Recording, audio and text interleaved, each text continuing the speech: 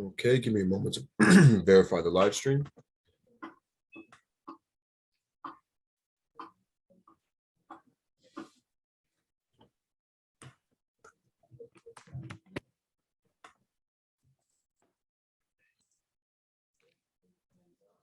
Okay. Sergeants, can we please start the recordings?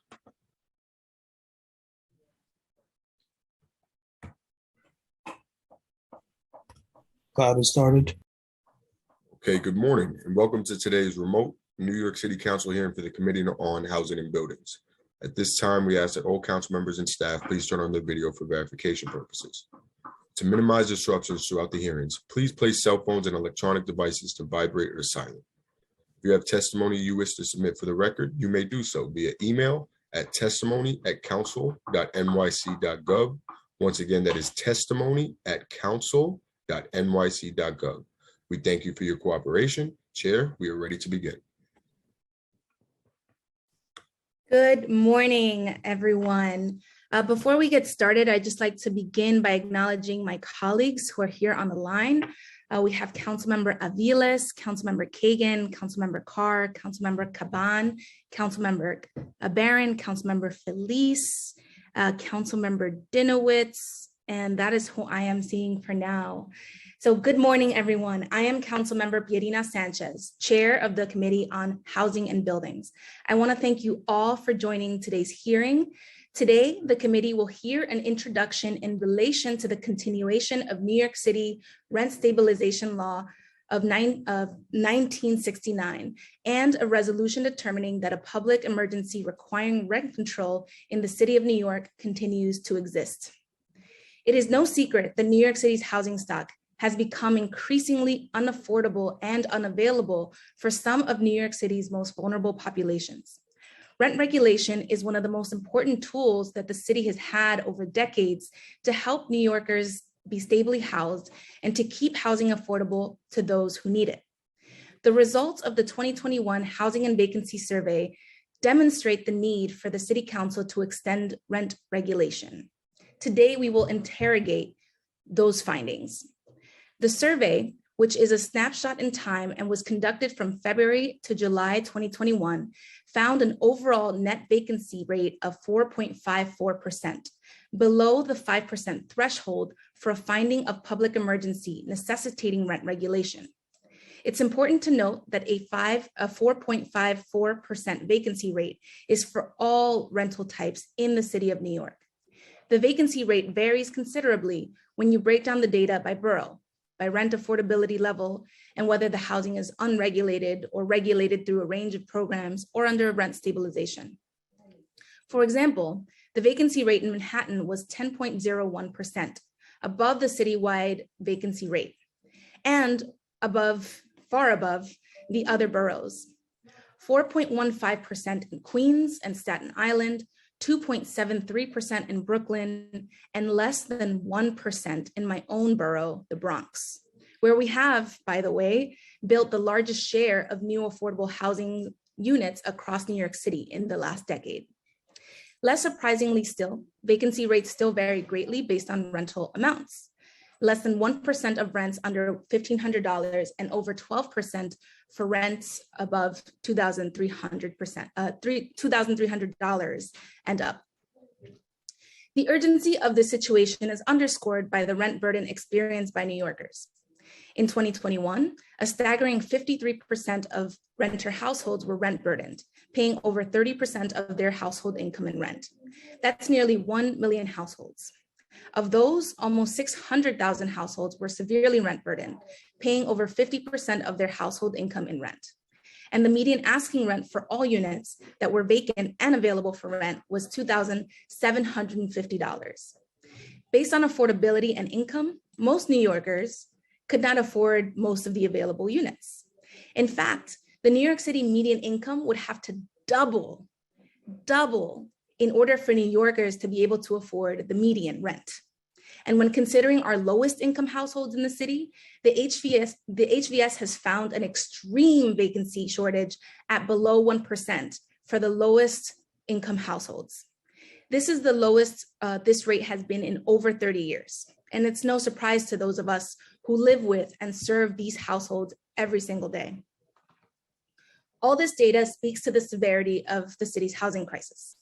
Although today's hearing has a specific focus, I want to emphasize how important it is that the New York City Housing Plan look holistically at this information, the city's economic health, and most importantly, the people who stand to be most affected by the decisions that we make as lawmakers.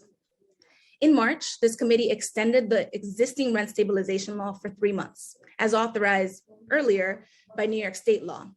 That extension was simply to account for delays with the HVS caused by COVID-19, which we will discuss today.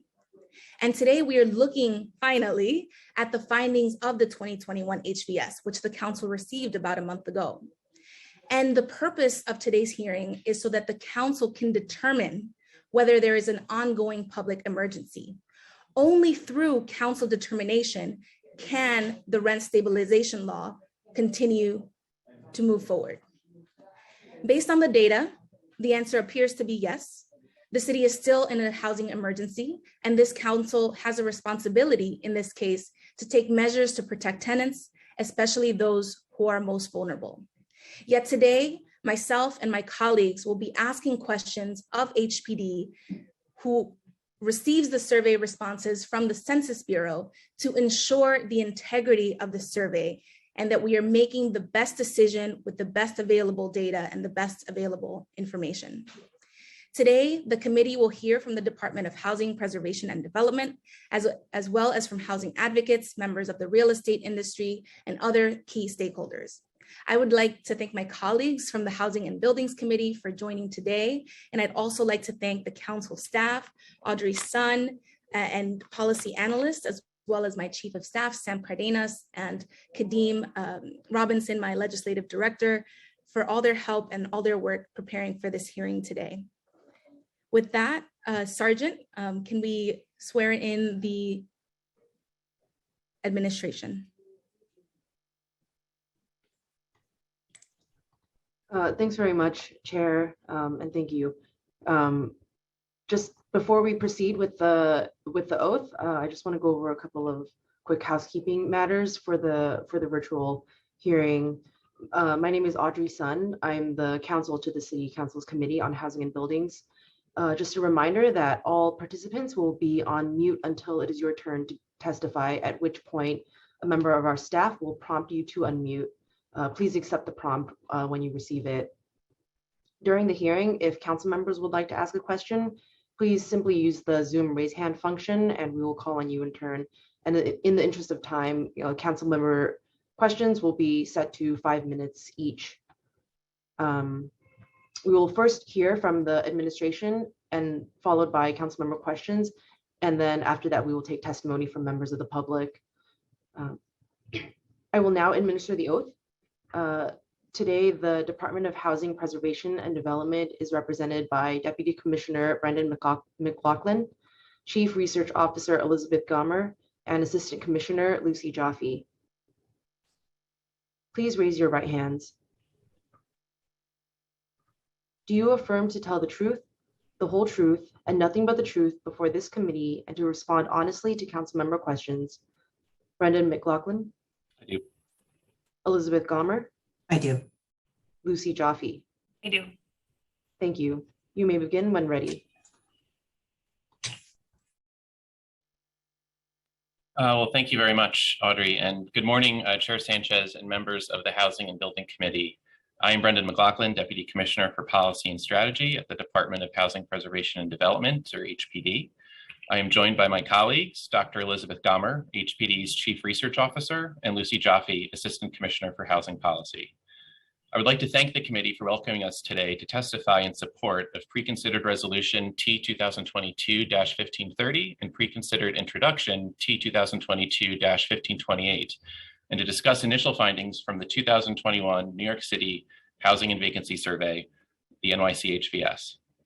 HPD submitted the findings to the Council on May 16, 2022.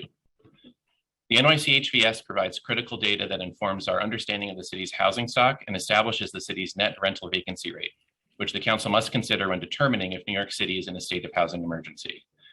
Pursuant to state law, a housing emergency is determined based on the supply and condition of housing accommodations within a municipality and an identified need for regulating and controlling residential rents. The continuation of rent stabilization and rent control in the city depends on a determination by the council that a state of housing emergency still exists.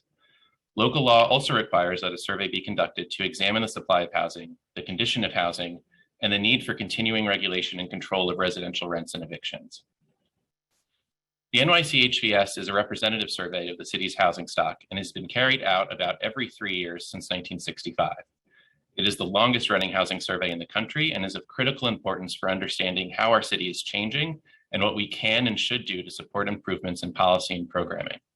It is conducted by the United States Census Bureau under contract with the City of New York. Interviews for the current survey were conducted between February and June of 2021, making it the most up-to-date representative data on New York City currently available.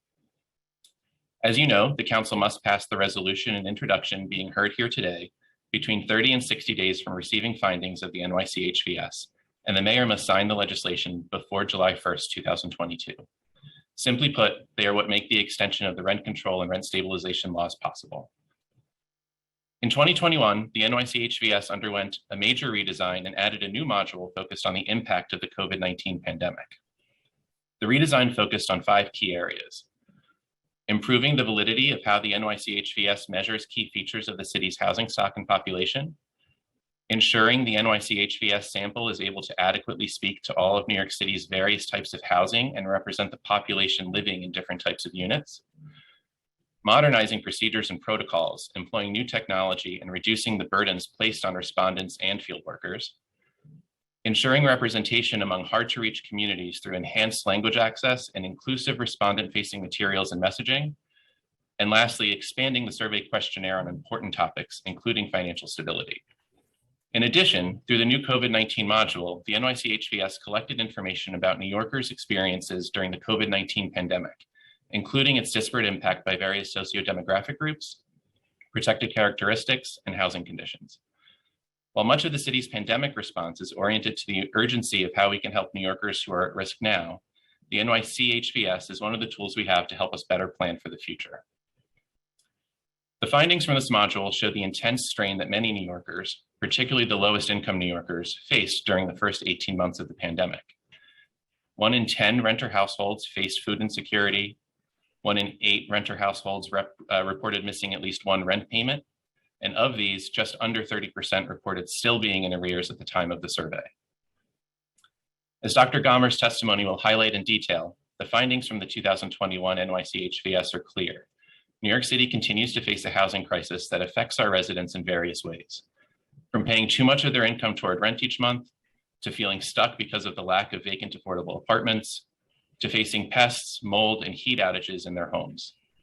Despite the city's unparalleled investments in creating and preserving affordable housing, the continued shortage of housing options contribute to the ongoing affordability and homelessness crisis. More than half of New York renters were rent burdened, which means they are paying more than 30% of their income towards rent, which is consistent with the highest levels on record over the past decade. Within our housing crisis, long-standing renter protections from the rent control and rent stabilization laws have been vital resources for millions of households over the years. In 2021, approximately 1 million New York City households benefited from the protection of these laws. Rent stabilization in particular provides the largest source of low-cost housing in the city and offers critical tenant protections that enable residents to remain in their homes and exercise the choice to stay in their neighborhoods. Rent stabilization also supports our affordable housing work, where HPD adds to the stock of rent-stabilized housing through many of our housing programs, which provides an extra layer of protection for those renters. Taking these and many other findings into consideration, we believe New York City continues to experience a housing crisis. The shortage of housing is particularly acute for lower income households who face the lowest vacancy rates and a shrinking stock of lower cost units. It is clear from the 2021 NYCHVS that we must not only continue to add to the overall stock to address our emergency, but specifically add lower cost units and work to retain existing units with low rents to support New Yorkers who face continued affordability challenges. Before turning the microphone over to the Chief Research Officer, I want to emphasize my gratitude to Liz and the entire team that ran the New York City HVS through truly trying circumstances over the past 3 years. Also to the hundreds of New Yorkers who worked as census field representatives, and of course, the thousands of New Yorkers who dedicated their time and shared their personal information. The people of the city of New York, and especially the million households who live in rent-controlled and rent-stabilized housing, are deeply indebted to their service. I'll turn it over now to the Chief Research Officer, Elizabeth Gomer. Thank you so much, Brendan. I just want to acknowledge that we've been joined by Councilmember Felice, Chief Research Officer. Thank you and good morning. I am Elizabeth Gomer, Chief Research Officer at HPD. Thank you for the opportunity to testify before Council today. I'm going to share my screen and present some slides. Let me do that. And if you could just confirm that you can see it.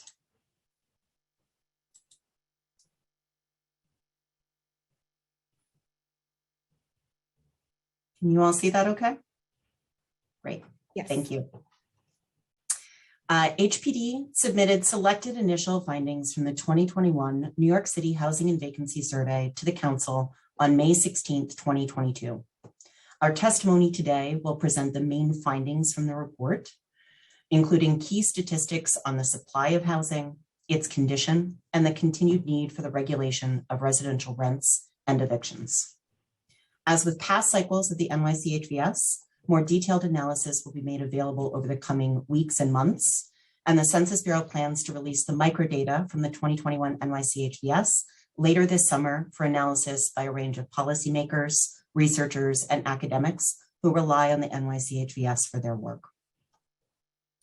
The United States Census Bureau conducted the survey from February through the middle of July in 2021. Although the NYCHVS is the most up-to-date representative information we currently have available, it is important to note that it reflects this point in time. The estimates we share today, as well as the information provided in the report, are based on that time period. In 2021, there were 3.644 million housing units in New York City. This is the largest stock recorded since the NYCHVS began in 1965 and represents a net increase of 175,000 units since 2017. The 2021 New York City Housing and Vacancy Survey reports the net rental vacancy rate to be 4.54%, below the 5% net rental vacancy rate threshold set forth in state and local laws as the condition determining that a housing emergency continues to exist. The citywide net rental vacancy rate indicates that although supply has continued to increase, it has failed to keep pace with the continuing demand for housing. When we break the vacancy rate down further, we see significant variation in the rental inventory. Manhattan had a significantly higher net rental vacancy rate than any other borough at 10%. The net rental vacancy rate was 4.15% for Queens and Staten Island combined, 2.73% in Brooklyn, and less than 1% in the Bronx. There was an acute shortage of housing among lower cost units. In 2021, the median rent of all occupied housing was $1,500. The vacancy rate for units with asking rents below this level was less than 1%. Units with asking rents at or above $2,300 had a 12.64% vacancy rate. In 2021, there were 353,000 units that were vacant but not available for one or more reason. Of those that were unavailable for only one reason, a total of 244,000 units, by far the most prevalent reason for being unavailable was what we call held for seasonal, recreational, or occasional use, with 103,000 units in this group. In 2021, there were 2.274 million renter occupied and vacant available rental units during the survey period. Just over 1 million of these were rent stabilized, representing 42% of the active rental stock. This is statistically the same as it was in 2017. There was a similar share of rental units that were what the NYCHVS refers to as private unregulated units. These units are commonly referred to as market rate because their rents are not regulated. These include units in newer buildings that were not subject to rent stabilization as a result of participation in an affordable housing or tax incentive program, units in smaller buildings where rent stabilization did not apply, and units that were previously decontrolled and not subject to rent stabilization by some other means. These private unregulated rental units also generally included units in condominium and cooperative buildings that were renter occupied or available for rent, either as a sponsored unit after construction or conversion, or as a sublet by the unit's owner. Each cycle of the NYCHVS shows the net change in units from the prior survey. That is the cumulative result of both the units that have left the stock and those that have been added. Over time, the NYCHVS has shown minimal net change in the rent stabilized stock and a net increase of private unregulated units. The NYCHVS measured housing conditions through self-report of the current occupants regarding maintenance deficiencies, as it has done for many cycles. In 2021, 14% of occupied rental units reported 3 or more maintenance deficiencies. Although the share of households experiencing a heating or toilet breakdown decreased in 2021, there was an increase in the prevalence of most individual deficiencies, including the presence of rodents, leaks, cracks and holes, broken plaster or peeling paint, and additional heating required. This upward trend was across all housing types, but we saw significant disparities in the tenant population living with these conditions. New Yorkers of color, and particularly Black and Hispanic New Yorkers, were much more likely to experience lower quality housing than white New Yorkers. Overall, 8% of all New York City households were living in overcrowded conditions in 2021. 12% of foreign-born households were crowded, and the prevalence was highest for families with children, where 1 in 4 households were crowded. The 2021 NYCHVS showed that we continue to face a severe affordability challenge. According to the 2021 NYCHVS, the median household income for renters was $50,000. That's equivalent to a gross monthly income of $4,167. Using standard federal guidelines that suggest a household should pay no more than 30% of gross income on housing costs, the typical renter household could afford to pay $1,250 in rent and utilities. But the median contract rent in 2021 was $1,500. And it was $1,650 when we factor in the cost of utilities, which are also high. Moreover, the median asking rent of units available for rent was $2,750, well above the $1,250 the typical household could afford to pay. To be able to afford the typical unit available for rent would require a household income of at least $110,000 a year, more than double that of the typical New York City renter. What results is a high prevalence of rent burden across nearly every income level. In 2021, we found that more than half of renter households were rent burdened or paying more than 30% of income for housing each month. More than a third were severely burdened or paying more than 50% of income for housing. The NYCHVS helps us identify the components of this challenge. One side is rent burden based on the intersection of housing costs and incomes. But another critical component is the overall composition of our rental stock. Between 2017 and 2021, we saw a net decrease of about 96,000 units renting for less than $1,500 and a net increase of 107,000 units renting for $2,300 or more. And that's all reported in 2021 dollars after adjusting for inflation. This is not a recent phenomenon. Over the last decade, from 2011 to 2021, we saw an even larger net loss of the lowest cost units as rent shifted upward. The graph here shows the net change in the number of rental units by rent level in 2021 relative to 2011 after adjusting for inflation. The negative bars to the left show where we have lost lower cost units, and the bars to the right show the net increase in higher cost units. Over this time period, the last decade, there was a net increase of about 340,000 units with rents below $1,500, and a net increase of just over 335,000 units with rents of $2,300 or more. When we examine the change in rents over the last 30 years, we see a dramatic shift in rental costs after adjusting for inflation. This graph shows the absolute number of units with rents of less than $1,500 and those with rents of $2,300 or more from 1991 to 2021 for each cycle of the NYCHVS. Over this period, New York City saw a loss of almost 610,000 units renting for less than $1,500 and a gain of 430,000 more units renting for $2,300 or more. All of these estimates are inflation adjusted and shown in 2021 dollars. The affordability challenge faced by everyday New Yorkers continues unabated. When we examine the share of income spent on rent for the typical New Yorker, all the way back to the first NYCHVS in 1965, we see a clear increase over time. In the last decade, the level of rent burden has remained constant, where the typical New Yorker, regardless of income, is paying more than 30% of pre-tax income on rent.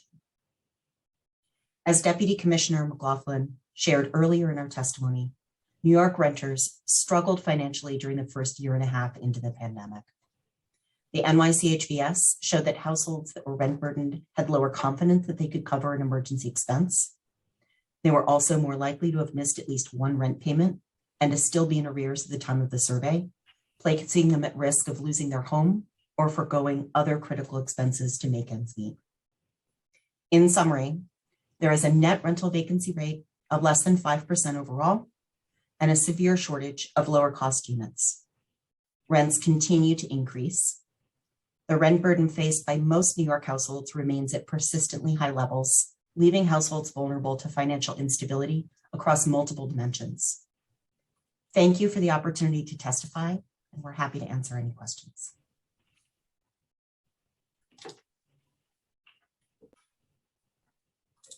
Thank you. Thank you so much, Liz and Brendan. Appreciate the testimony.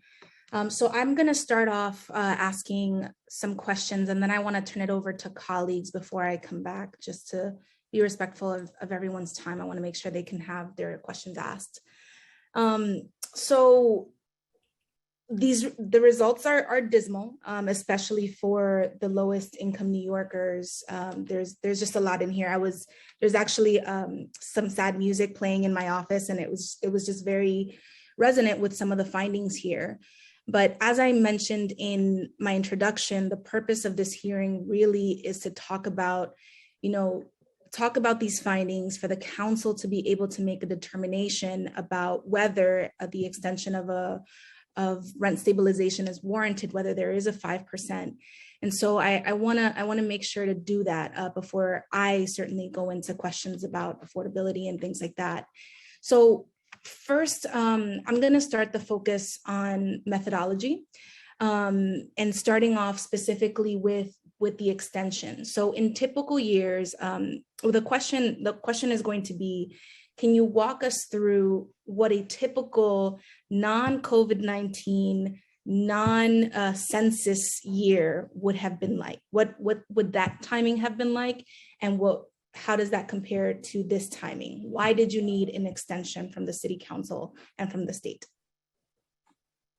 Of course, thank you. And thank you very much for the opportunity to talk about this incredibly important survey effort and our partnership with the Census Bureau to conduct this in the most rigorous and valid of means. So in a typical year, we would conduct the NYCHVS every 3 years. And in the third year of that cycle, within a year of completing fieldwork, we would prepare our selected initial findings, deliver those to the council, generally in early February, allowing 30 to 60 days for the council to make its determination. And if it's so voted, then to extend rent control and rent stabilization by the usual deadline of April 1st of that year. Every 30 or so years, our triennial cycle falls at the beginning of a decade when the US Census Bureau is mandated by the Constitution to conduct the decennial census. Sometimes we just call that the census. And that means that they are obviously, their prime focus is on conducting that across the country following that mandate and getting those results out for all of the various purposes it's used for. And we in New York City, of course, support every effort to make sure that that count is accurate and completed in a timely manner. The downside for the NYCHVS is that it means that the census is really laser focused on that decennial operation and is unable to conduct a sort of secondary survey like the NYCHVS at the same time. We on the New York City side, honestly, would never want those two surveys to be done at the same time because we would not want any New Yorker to be confused about which of those they are participating in. And we want to make sure that the messaging for both surveys is very clear. So as has been done in the past, when we are scheduled to be, our triennial cycle is to fall in the beginning of a decade, we need to be able to adjust our timeline. And so before COVID-19 hit, we had made the decision and worked with all of you at both the local as well as our state partners to be able to gain a year's extension and push the NYCHVS from occurring in early 2020 to occurring in early 2021. We then, of course, faced the pandemic, the beginning of the pandemic while we were gearing up for the 2021 NYCHVS, and then needed to conduct fieldwork approximately 12 months after the beginning of the pandemic during the winter of 2021 and into the spring when conditions were still quite dire. The NYCHVS has historically been an in-person survey. For many reasons, it is vital that we be as consistent as we can be with that mode of data collection to ensure the integrity of the data and the completeness and coverage, particularly for low-income households that may be less likely to respond by phone or internet or any other mode. But of course, we also had to make a fairly dramatic shift in some of our procedures to protect the health and safety of both the public as well as our field staff working out of the US Census Bureau.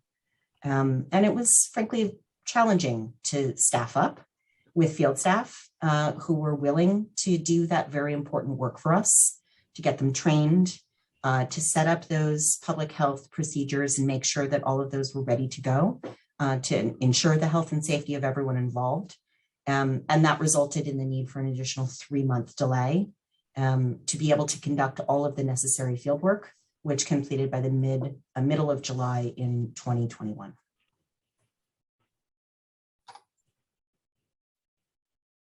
Thank you so much. And so, okay, so recognizing the 1-year extension or the 1-year push is typical, it happens every 30 years, but recognizing that COVID-19 caused additional delays, can you just for clarification's sake, the purpose of the additional 3 months was for data collection, expanding the period of time the data was collected, or was it for analysis or for both?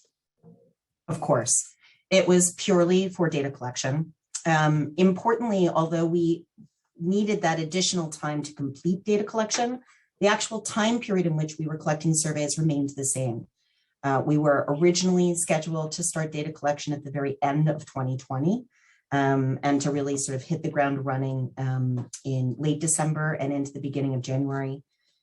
We did launch fieldwork in February, but we're continuing to still staff up and scale our efforts, and really only started working in earnest at the beginning of early March, where we were really getting a volume of cases.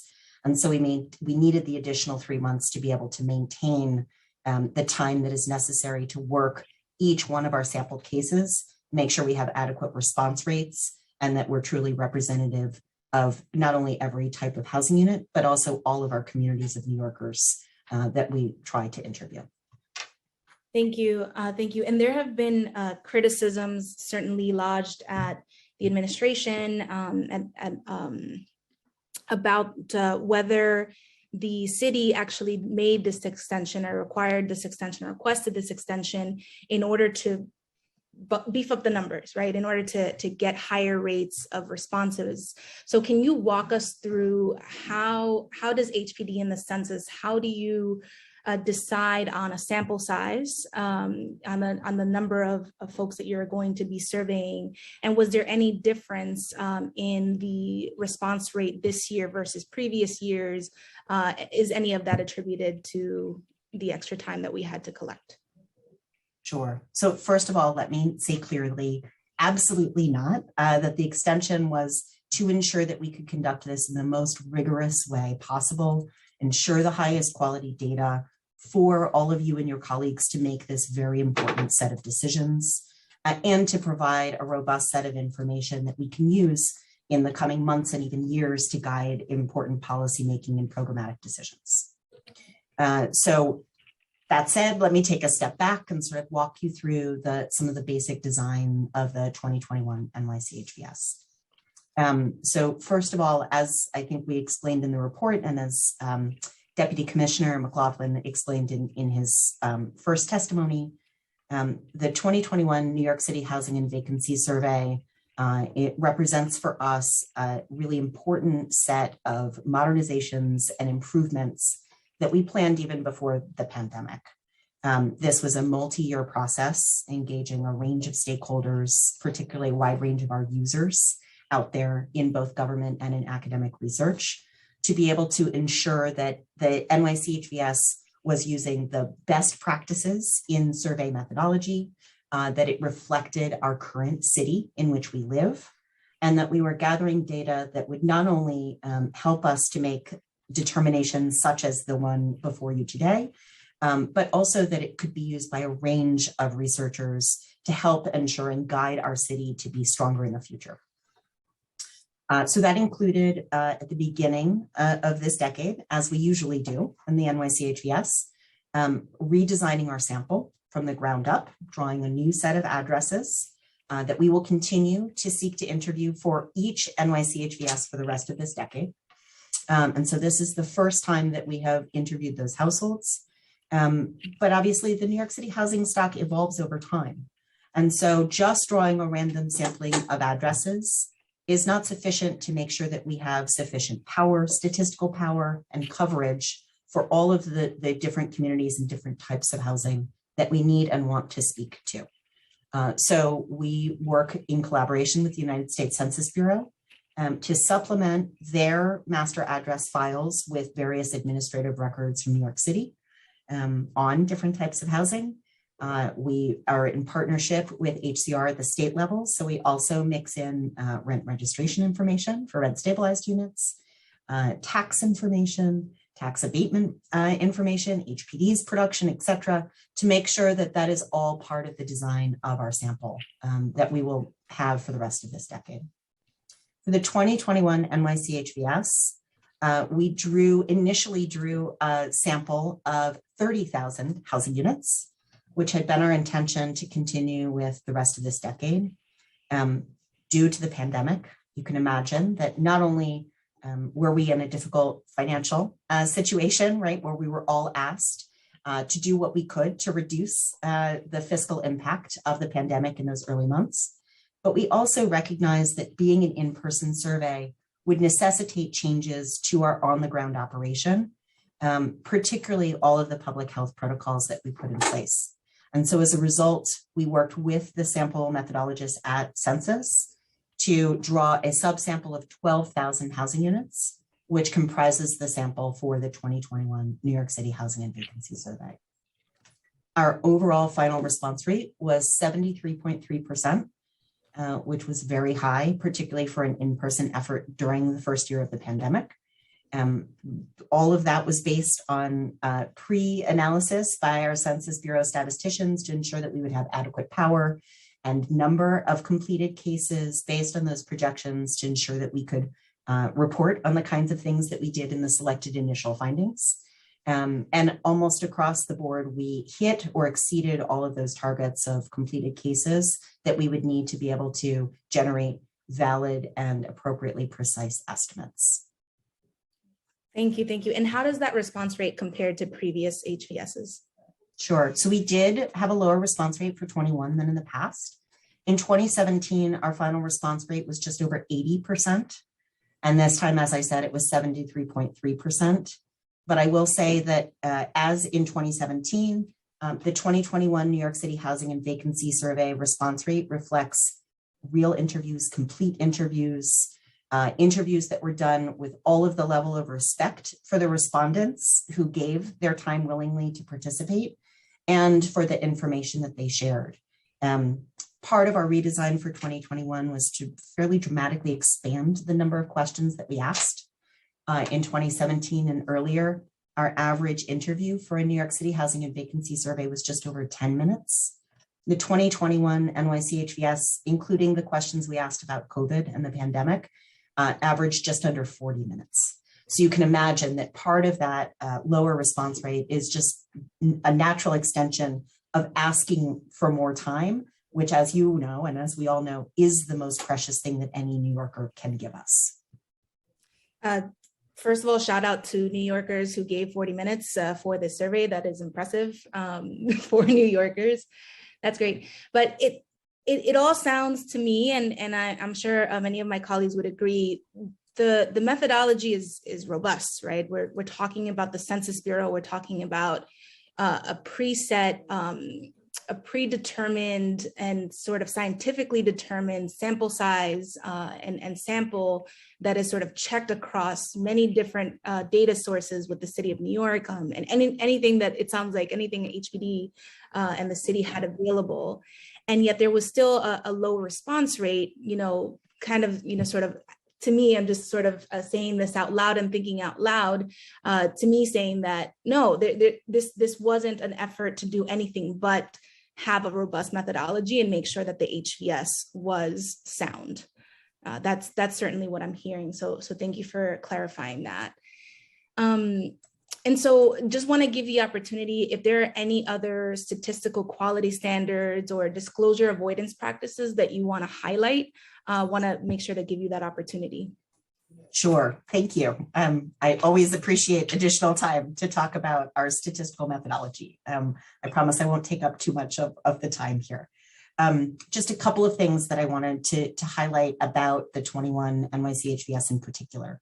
And the NYCHVS, I would say actually in general, right? We have been conducting this survey in partnership with the Census Bureau for more than 50 years now.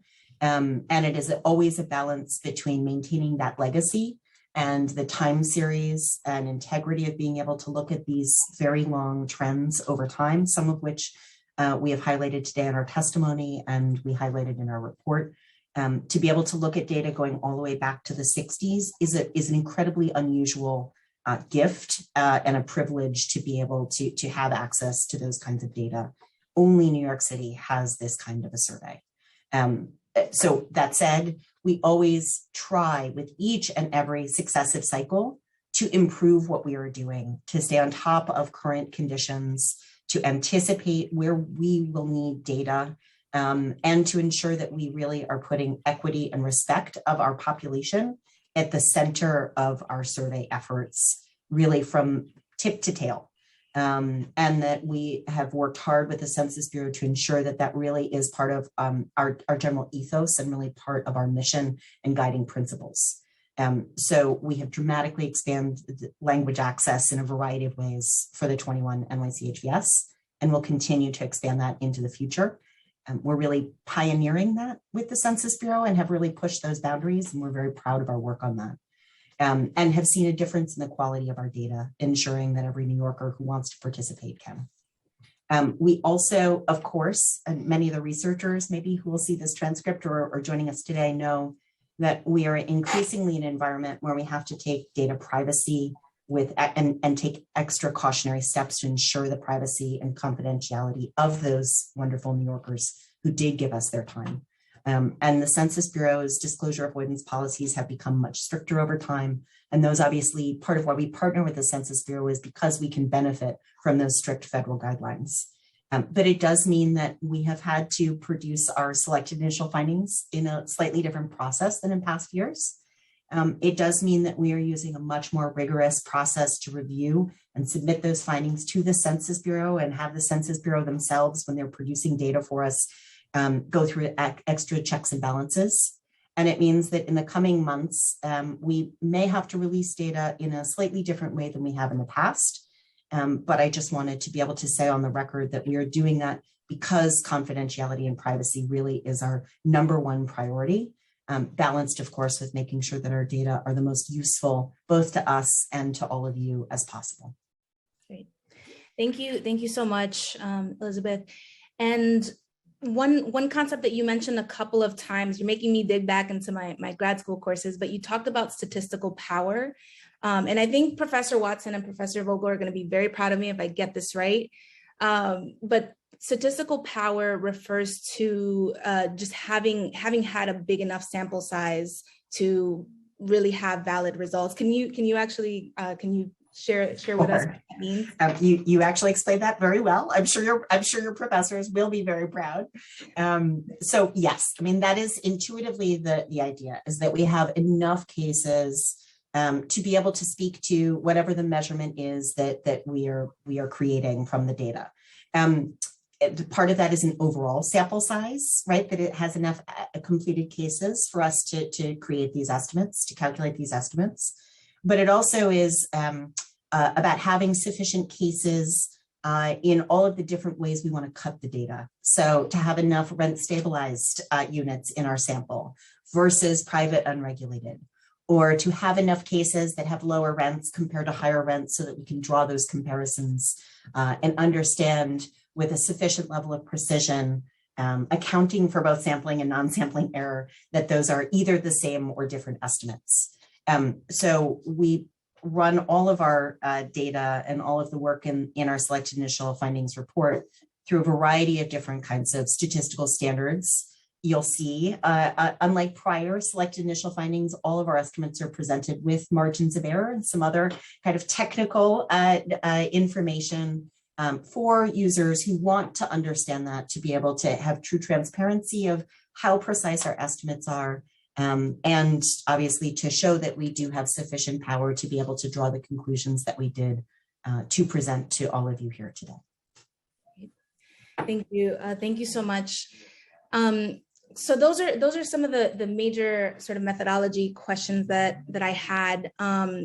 But sort of turning to the findings of 4.54 vacancy rate with high variability across borough and across several categories, you know, especially as I highlighted in my introduction, the lowest income New Yorkers are suffering the most, right? In the Bronx, 0.78% vacancy rate for the least, for the lowest cost units. We have, sorry, New York City sounds, everybody can enjoy them.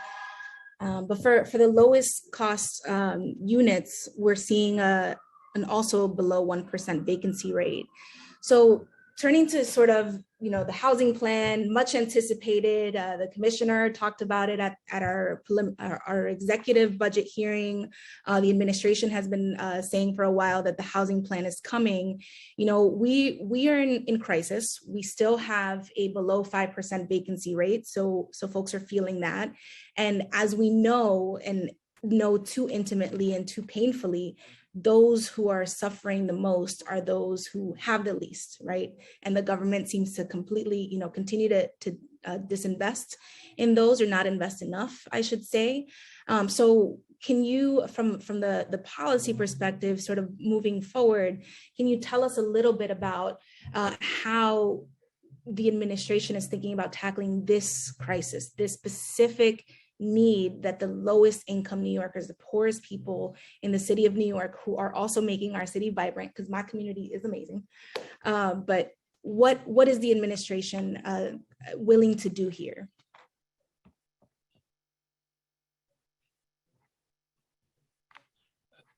Am I unmuted? Okay, thank you. Thank you for the question, Chair. And as you noted, our housing plan is in the works and is forthcoming soon. So we hope to be able to share that with you all soon.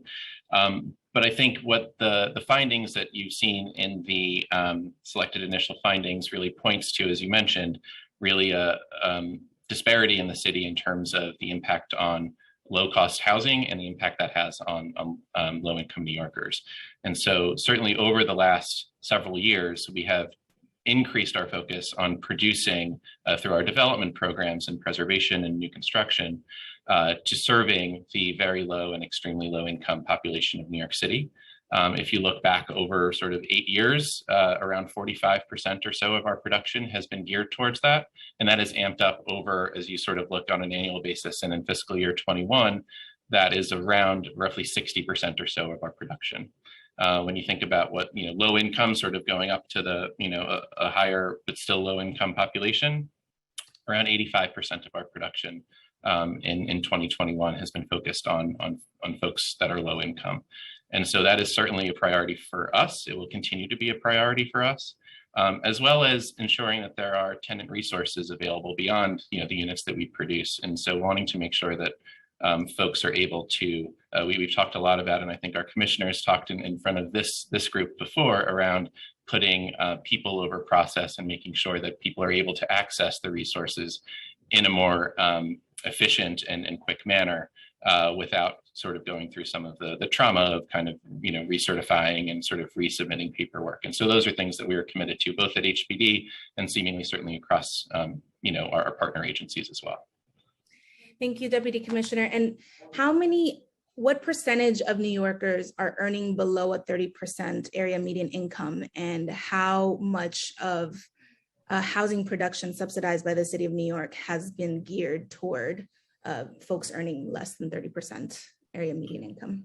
Sure. I think over the course of the last 8 years or so, around just under 20% of our production has been focused on extremely low income. So that's, as you mentioned, 30% AMI or below.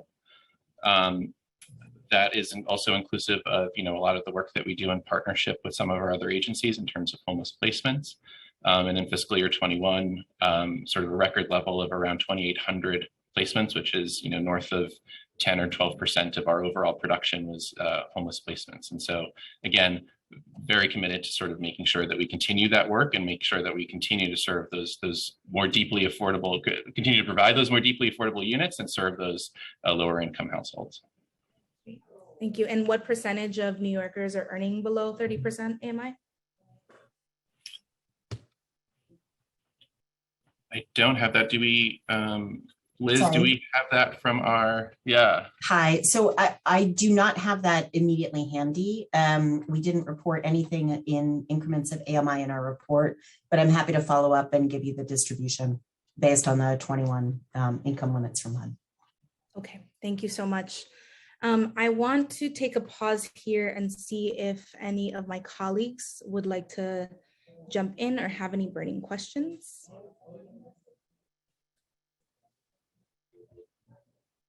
I'll give it a few moments before I hop back in.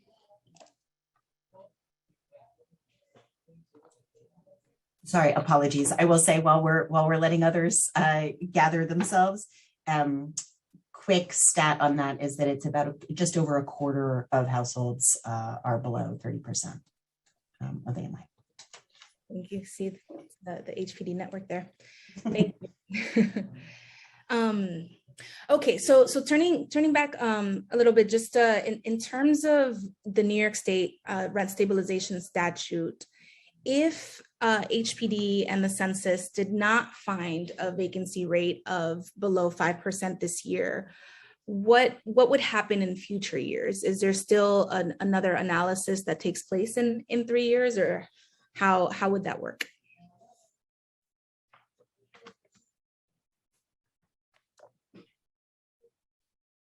I think Assistant Commissioner Jaffe is trying to, or Yes. oh, there she is, okay. Sorry. Thank you for unmuting me. So the statute lays out various processes for what should happen. We're not in a great position to provide legal guidance or prediction about exactly how such a process would play out ultimately. But we would certainly follow the statute and the guidance of everyone involved. But we're really focused here today on the fact that we did meet that threshold condition, which is that the vacancy rate is below 5%. And so therefore we actually won't get to that circumstance in which we would have to figure out what might happen. But what we do know is that a 5% vacancy rate is a threshold condition for rent stabilization to continue. So since we've met that threshold, the sort of burden moves back to the council to make a determination as to whether or not a housing emergency exists. And that's the part that of the process we're in today. Got it. It's never happened before and we haven't thought about it yet, is what I'm hearing. Okay. And so one of the other questions that I've received from advocates and from folks in industry has been about the definition of vacancy.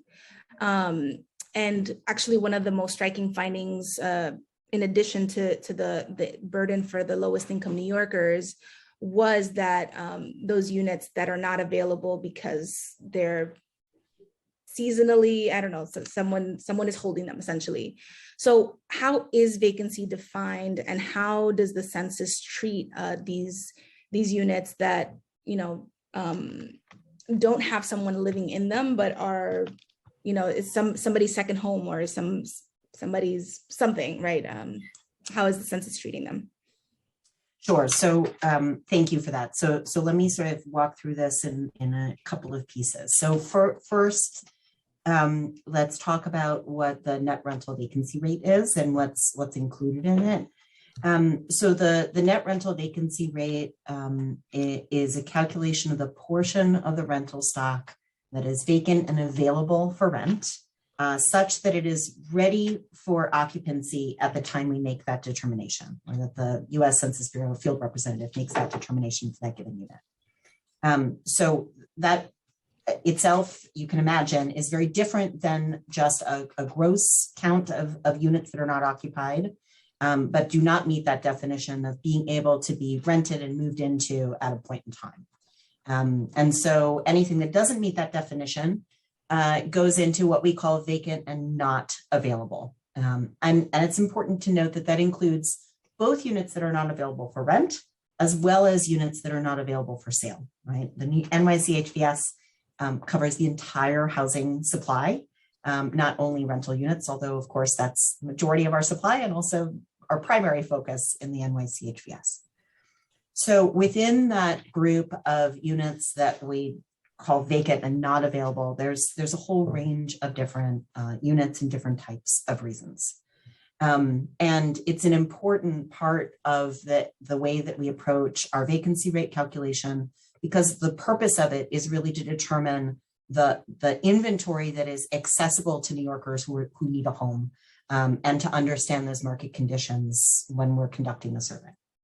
So the largest reason that we have for a unit not being available is what we call seasonal, occasional, recreational use. That in and of itself actually includes many different situations.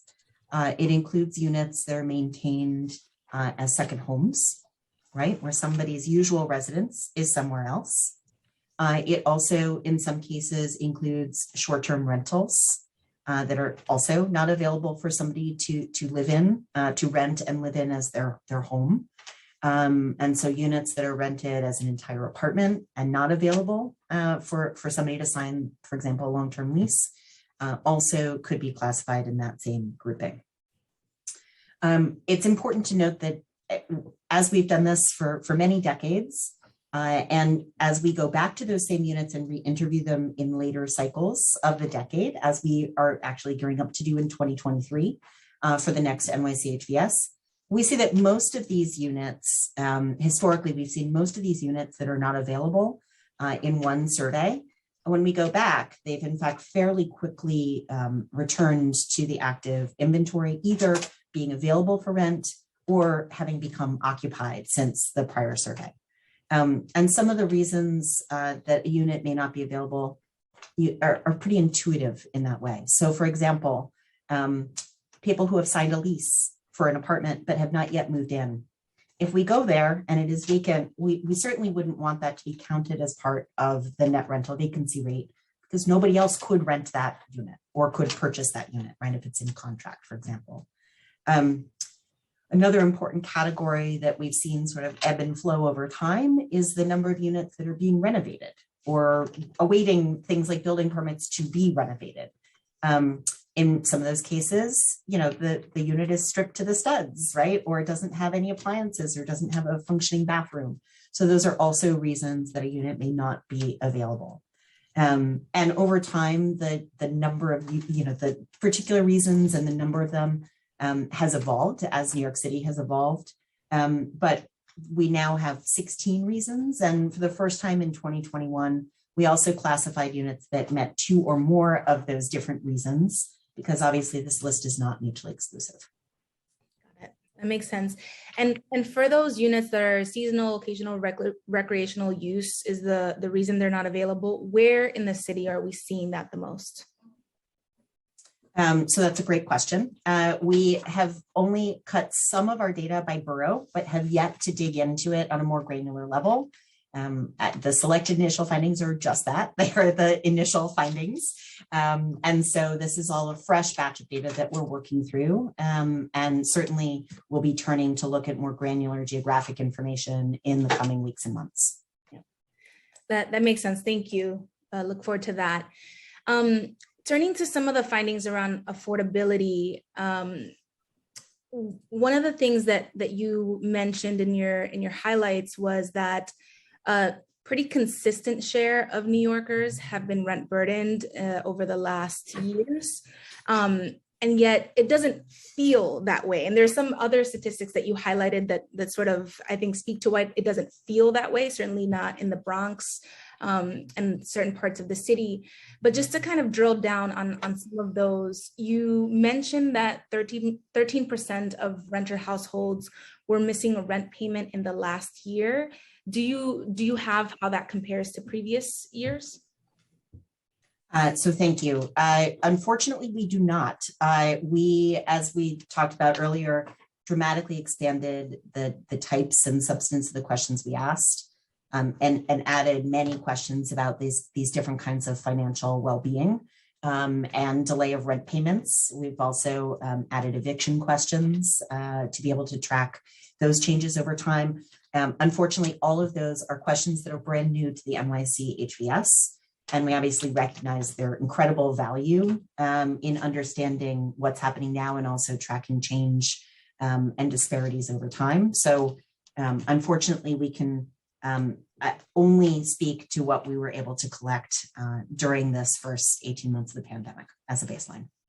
Yeah, well, that makes sense.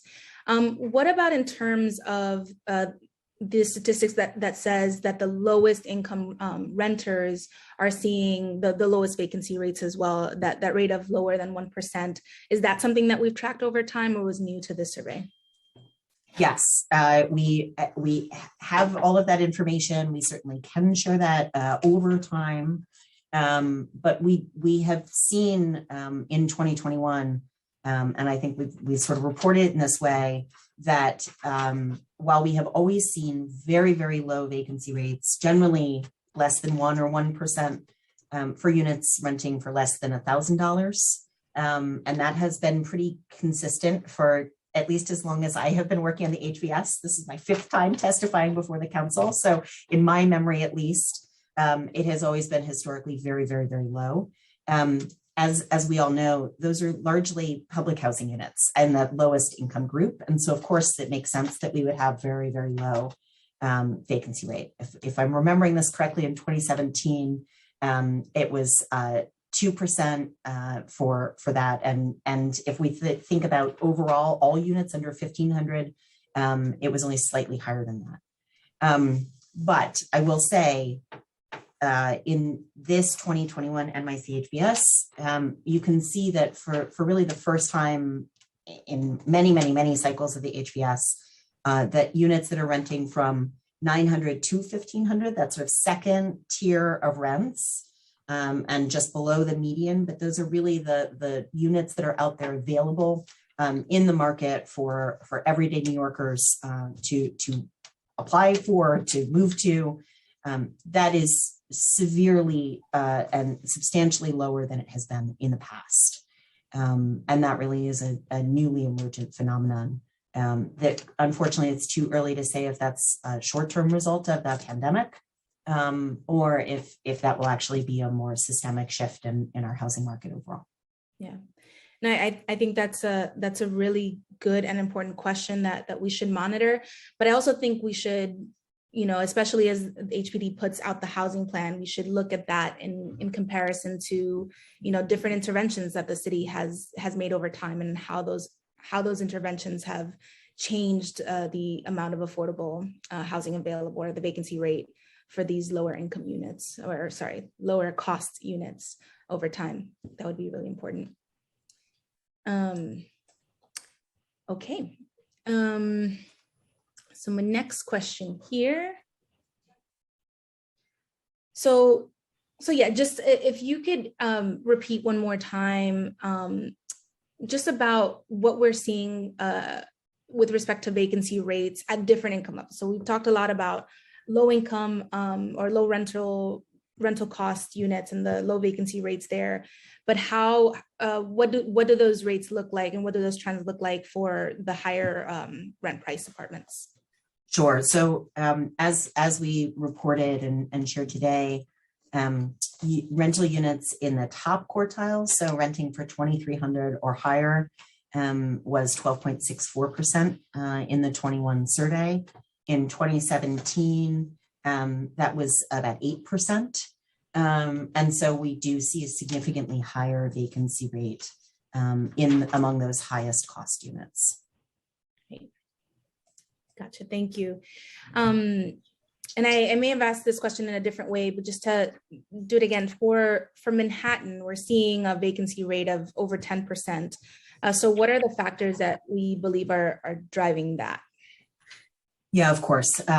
So first of all, some of the borough variation, Manhattan at the high end and the Bronx at the lowest end, is partly just about the type of housing that tends to be in those boroughs. So we tend to see lower cost units, as well as means tested housing and other forms of government assisted housing concentrated in the Bronx. In Manhattan, we tend to have more private unregulated units, and the rents for those units tend to be higher. And as we just talked about, the vacancy rate for higher cost units does tend to be on the higher side, particularly for 2021. The other factor is that we see that in condos and cooperatives, there are also higher vacancy rates, net rental vacancy rates. And that may seem counterintuitive to talk about rentals and rental vacancy in condos and co-ops, but that is a really substantial portion of our rental stock in New York City. And we saw over a 7% vacancy rate in condos and co-ops. So that's units that are available for rent on the market, divided by, just as we do all of our vacancy rate calculations, divided by those same units that are available for rent and renter occupied. And to have that be a significantly high vacancy rate also is part of what we believe is driving that Manhattan rate a little bit higher.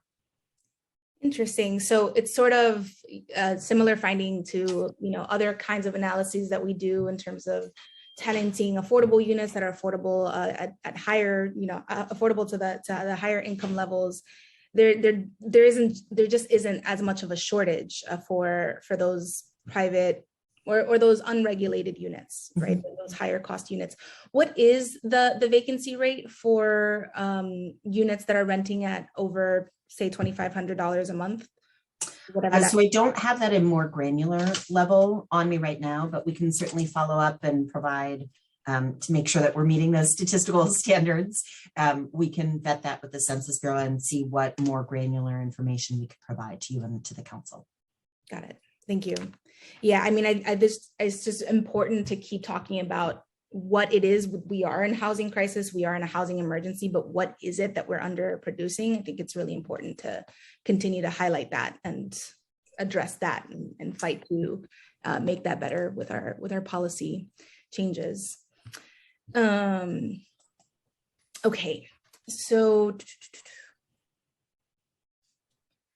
do we have a sense of the severely rent burdened New Yorkers, those paying more than 50% of their income on rent? Where in the city, I imagine the Bronx, I know the Bronx, but where in the city are those renters located, and what steps is the city taking to help those at this point in time? Sure. So I can speak to the first part of that and defer to my colleagues on the latter part. So as I said before, this is only selected initial findings. So we really have not looked at different geographic variation below a borough level. And for many of our statistics, we are still looking only citywide as one unified housing market. So the location or concentration of severely rent burdened households, obviously we did some early demographic analysis and presented the different types of New Yorkers that are disproportionately affected. And not surprising that we see that there are racial disparities. We also see disparities in terms of household composition and nativity. And these are critical regardless of the geographic concentration. But one of the things that we are always make sure that we're thinking about is households, and this certainly applies primarily to severely rent burdened households. We think about those who are in government assisted housing like NYCHA or with a voucher, where those individuals' rents change with their incomes, what we call means tested housing, and think about that as a slightly different group than those who are renting other types of housing where the rent is set independent of their income. And really where we see that the severely rent burdened is, of course, in those other units that do not change when the household's income changes. And as with all rent burden, right, it is the result of two factors. It's incomes and the change in incomes. And of course, for the 2021 NYCHVS, we saw that incomes once again stagnated overall. But within that, there's obviously very divergent experience during the pandemic, beginning of the pandemic. And on the other hand is the change in rents over time, and how those two things intersect is what, right, is the calculation of whether someone is rent burdened or at what level.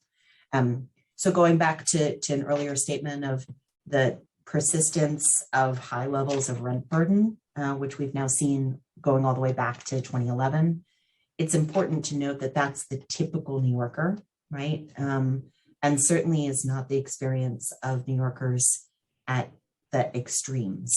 And too many New Yorkers obviously are facing severe rent burden, and or not rent burden, but struggling in other ways to make ends meet. Thank you. Thank you so much, Elizabeth. And how will the HVS inform the mayor's housing plan? I mean, it seems like we have quite a number of data sources, the HVS being the freshest and newest. But we have the ACS, we have, of course, the 2020 census. And we also have, rich information and data from many of our CVOs or civics in the city. How does the mayor's housing plan, how will the mayor's housing plan borrow from not just the HVS, but these other sources of information, SHIP, ANHD's analyses, the Housing Conference, CSS, all of these organizations, LISC, UNHP that do so much work. How does that all sort of come together to inform the housing plan?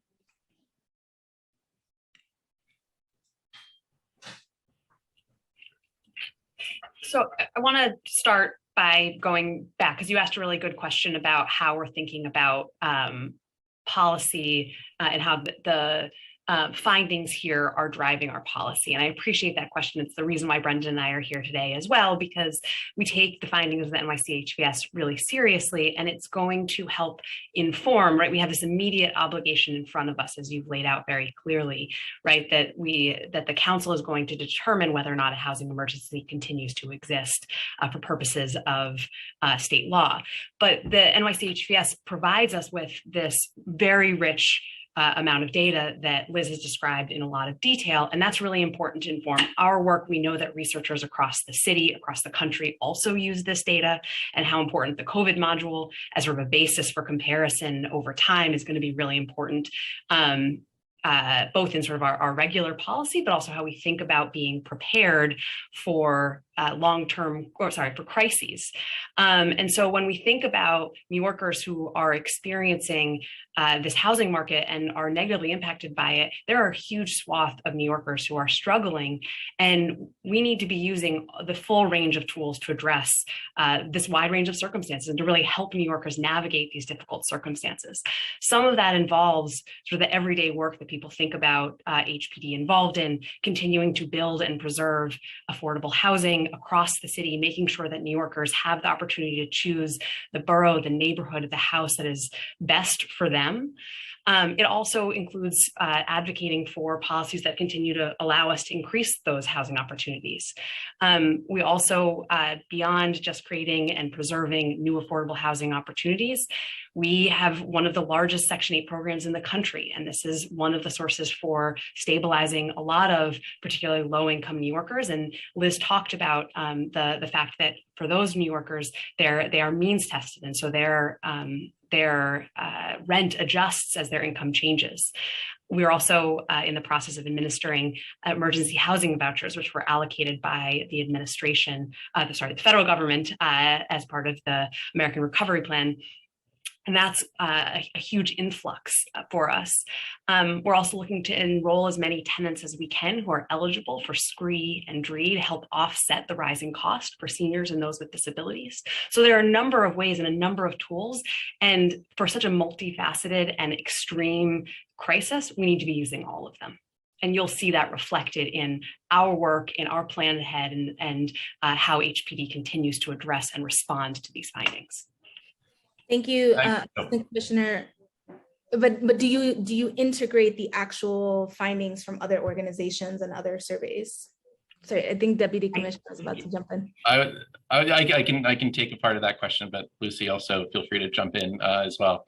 I wanted to also follow up. You had sort of mentioned, I think the second part of your question was also thinking about how do we incorporate this work or these findings into things like our upcoming housing plan. And I would say that that is a big focus of us, and certainly Liz and her team's work is that feedback loop of understanding what is happening in the market and what is happening in New York City, and then how does that affect how we think about our programs and how we think about our policies. And so things like refocusing our efforts on extremely low and very low income units, right, is a direct result of not just this HVS. Unfortunately, it's been a condition that we've seen persist for a number of cycles of the HVS.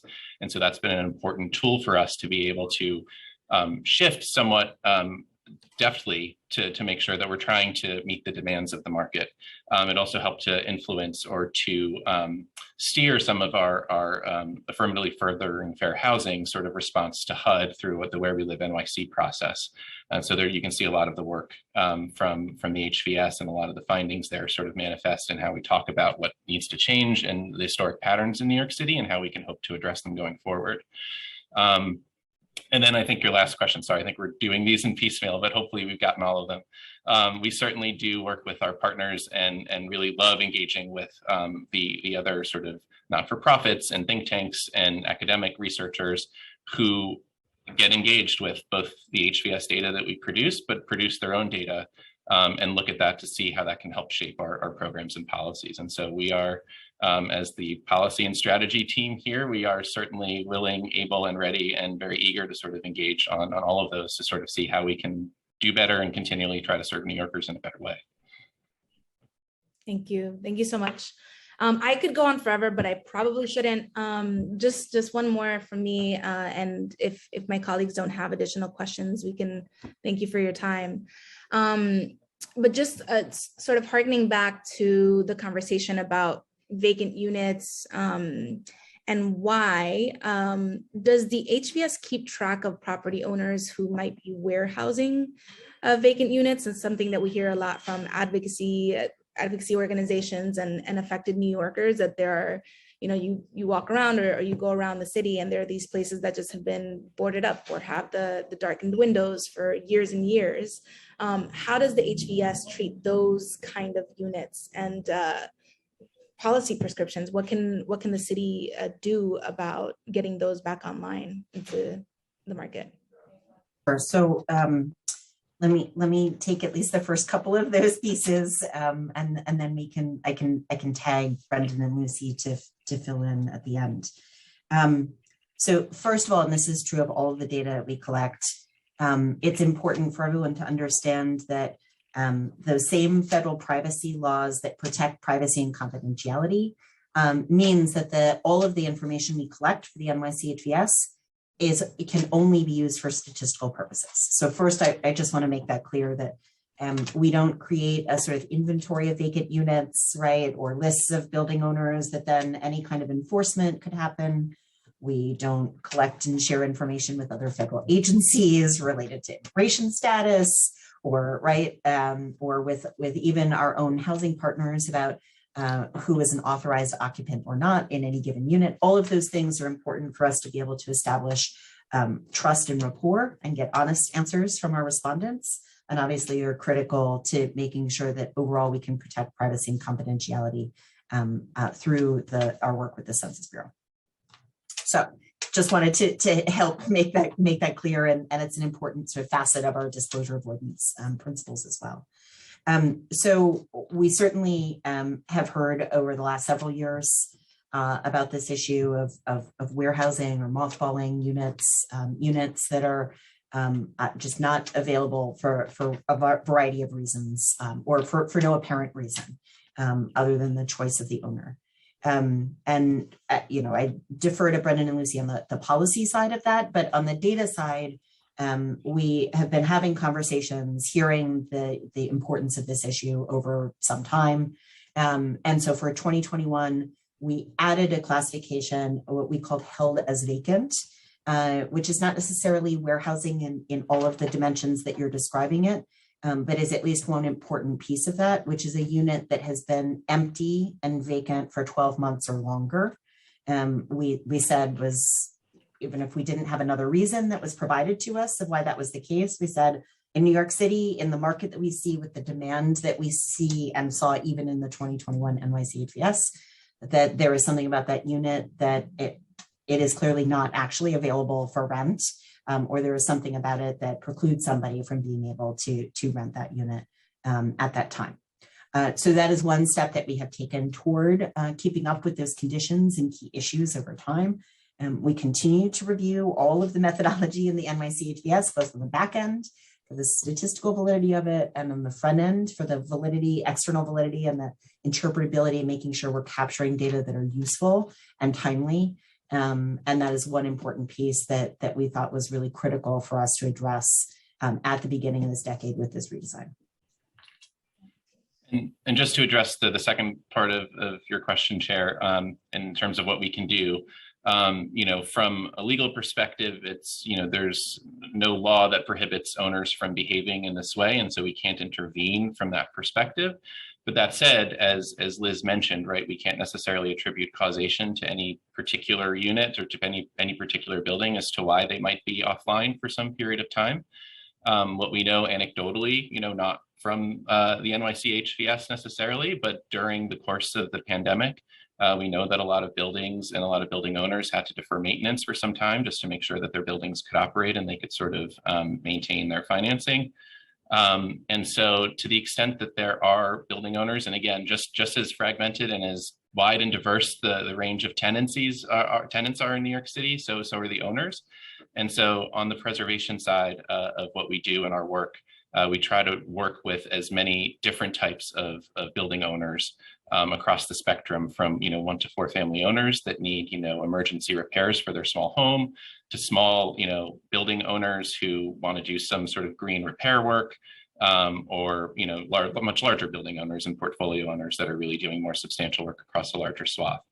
So we encourage owners that are having issues or having trouble keeping up with maintenance in their buildings to really reach out to us, and we can sort of work with them to figure out the right solutions to both improve the quality of their units and improve the quality of their buildings, but also to ensure that those tenants remain safe and stably housed. Thank you. That's helpful to understand. So we can't use it for enforcement or data sharing or anything like that, but we can use it de-individuated for policymaking purposes and to sort of inform the city's work. Yeah. Yes, and that is our mission, is to do exactly that and to provide data for people to be able to make evidence-based decisions and understand the current conditions and to be able to build better policies for our city. Excellent. All right. Well, On that note, not seeing hands from my colleagues at this time, I just want to take a second to thank you, HPD and the census, who's not here, but thank you, HPD, for all of your work on the HVS, for your commitment to making sure that it is a process that is conducted with integrity, that we are getting good and correct and real information from it. I think that's the most important thing. You know, us as council members, you know, I'm in my office right now. I can't tell you how many people are out there, but it's been music and lots of people coming in and out all day. And the majority of what they're coming in for is affordable housing issues, housing quality. And so, you know, it's really important to be able to ground these experiences that we're having in our districts with statistically significant information and appropriate information. So I just want to thank you for doing that work on behalf of the city, and, you know, look forward to having many more conversations, especially as the microdata comes out from HPD. So thank you, Elizabeth. Thank you, Brendan, and thank you, Lucy. Really appreciate your time. Thank you, Chair. We appreciate the time. Okay. And the rest of the team, I know it's an army back there. It is a small army, but we are a powerful one. Yes. Thank you. Thank you very much. Thank you. And now I'll turn it over to our committee counsel, Audrey Sun. Are there folks that are signed up for testimony? Yes, thank you. We'll now turn to testimony from members of the public who are registered to participate. Just a quick reminder that you will be on mute until it's your turn to testify. I will call names periodically, so please listen and be prepared to accept the prompt to unmute when your time is coming up. And in the interest of time, testimony will be limited to 2 minutes per person. First, we'll hear from Mike McGee, followed by Chelsea Spencer and Ellen Davidson. Time starts now. Good morning. Good morning, Chair Sanchez and members of the committee, and thanks for the opportunity to testify about this very important issue. First, I want to thank Liz Gomer and her staff at HPD for doing a terrific job of a very important study in difficult conditions, as she's so ably described. I would also just like to mention what a pleasure it is to have a committee chair who understands these issues and can ask intelligent questions about it, because in past years, some of these hearings have been quite embarrassing. But if you look at the HVS over time, what it shows you is we have a loss of affordable housing and regulated units and a loss of affordability.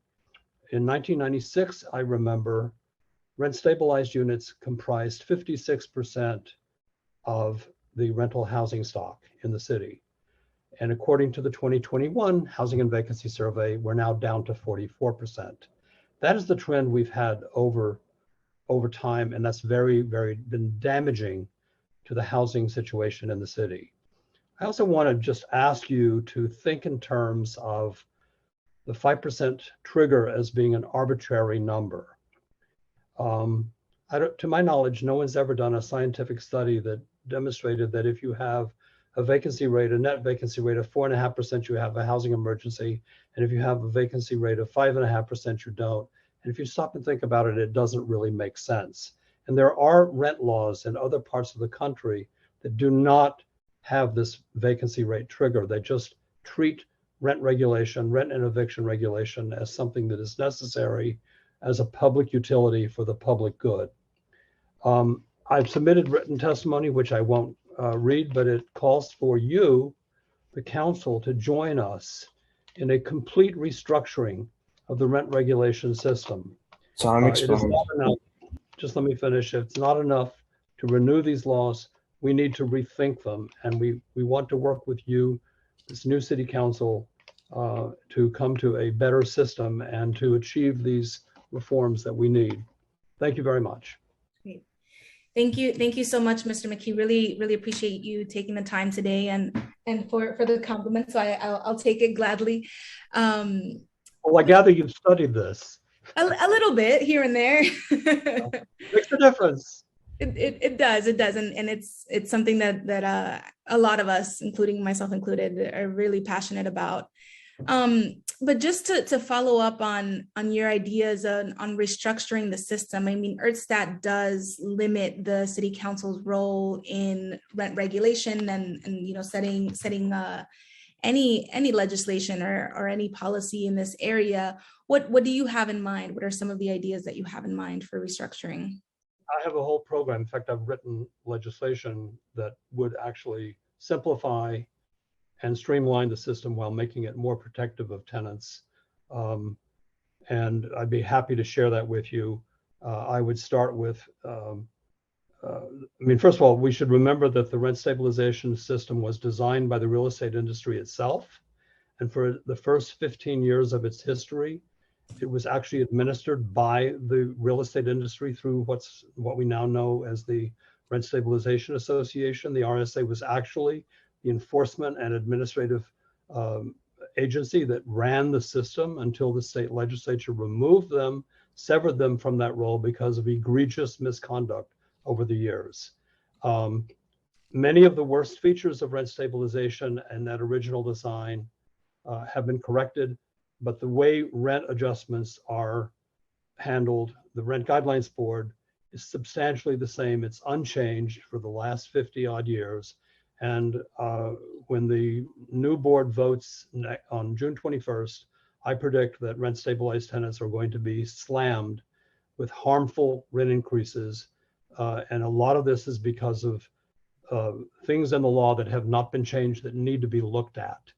I think it's time for the ERSTAT law to be repealed. I have actually opposed repealing the ERSTAT law in the past because until we could get a statewide system in place, I think it could have been divisive and politically damaging to have home rule return to the city. And I want to remind you that it was the New York City Council, not the state legislature, that first enacted permanent vacancy decontrol in 1994. Members of the City Council don't know that or don't remember it, but it was you guys, or your predecessors to be exact, who actually imposed permanent vacancy decontrol on rent controlled and rent stabilized units. And we have lost, in my calculation, at least 300,000 apartments through vacancy decontrol, which we finally got repealed 3 years ago. But those 300,000 units were not restored to rent regulation. So those market rate tenants are sitting there unprotected at the mercy of their landlords. I think it's really time we started to push for home rule to be restored to the council, and things that we can't win in Albany, let's win them at the city council. Got it. Thank you. Thank you so much. Fascinating. I did not know that the council did that in 1994. I would have been. Jenny, Laurie, and I were there. I was 6. No, that's really, really important context and history, and also a cautionary, example of, what can happen if political winds change and we have a different council in the future and we do restore home rule. But I think it's still certainly worth the conversation. Now, sorry, last question before we turn to others. 5% vacancy rate, absolutely, it's arbitrary, right? It's who knows where they pulled it from. But do you, from your estimation and thinking about this over the years, is there a number that would make sense for how we determine the state of emergency, or are you sort of a proponent of universal rent control and rent stabilization?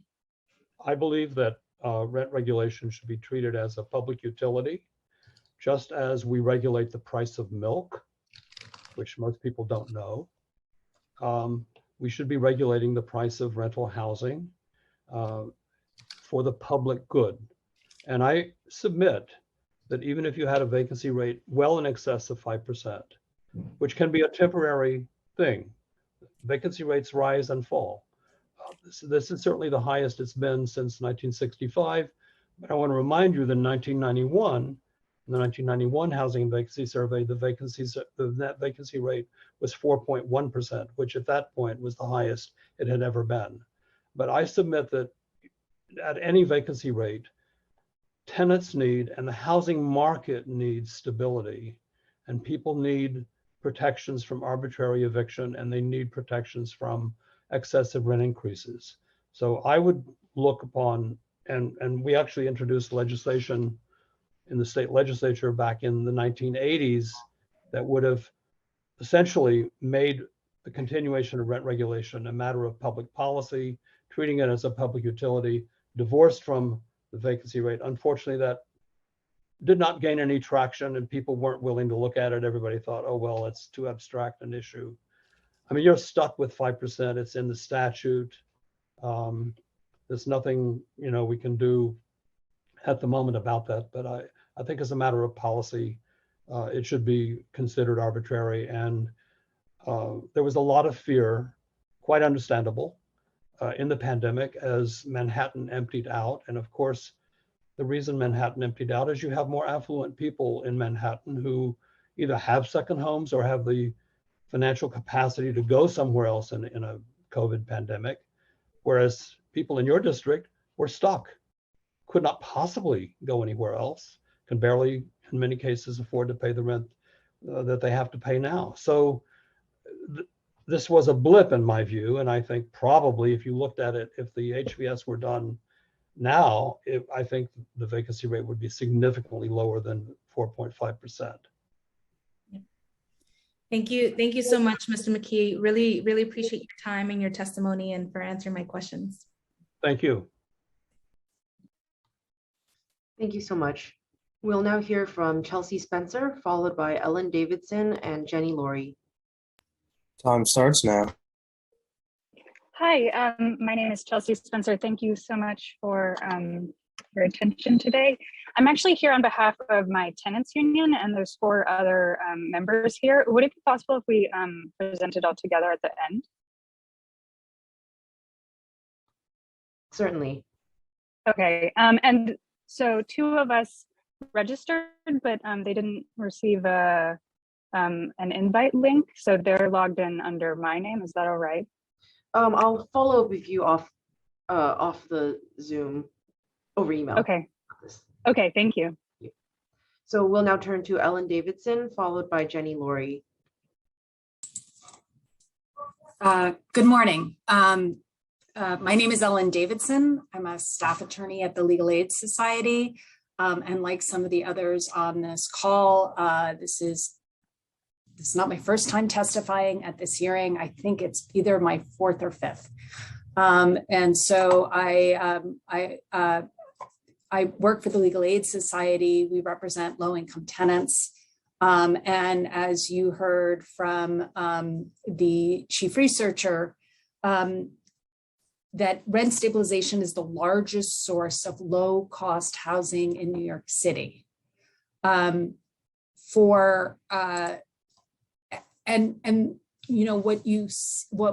the rent stabilization law says is that the primary purpose of rent regulation has been to eliminate abnormal rents in an overheated market.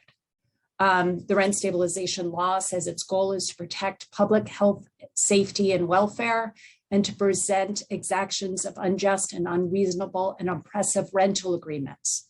The findings of the law said that prior to the law passing, tenants were facing these increases, which created severe hardship to tenants of such accommodations, and were uprooting longtime city residents from their communities.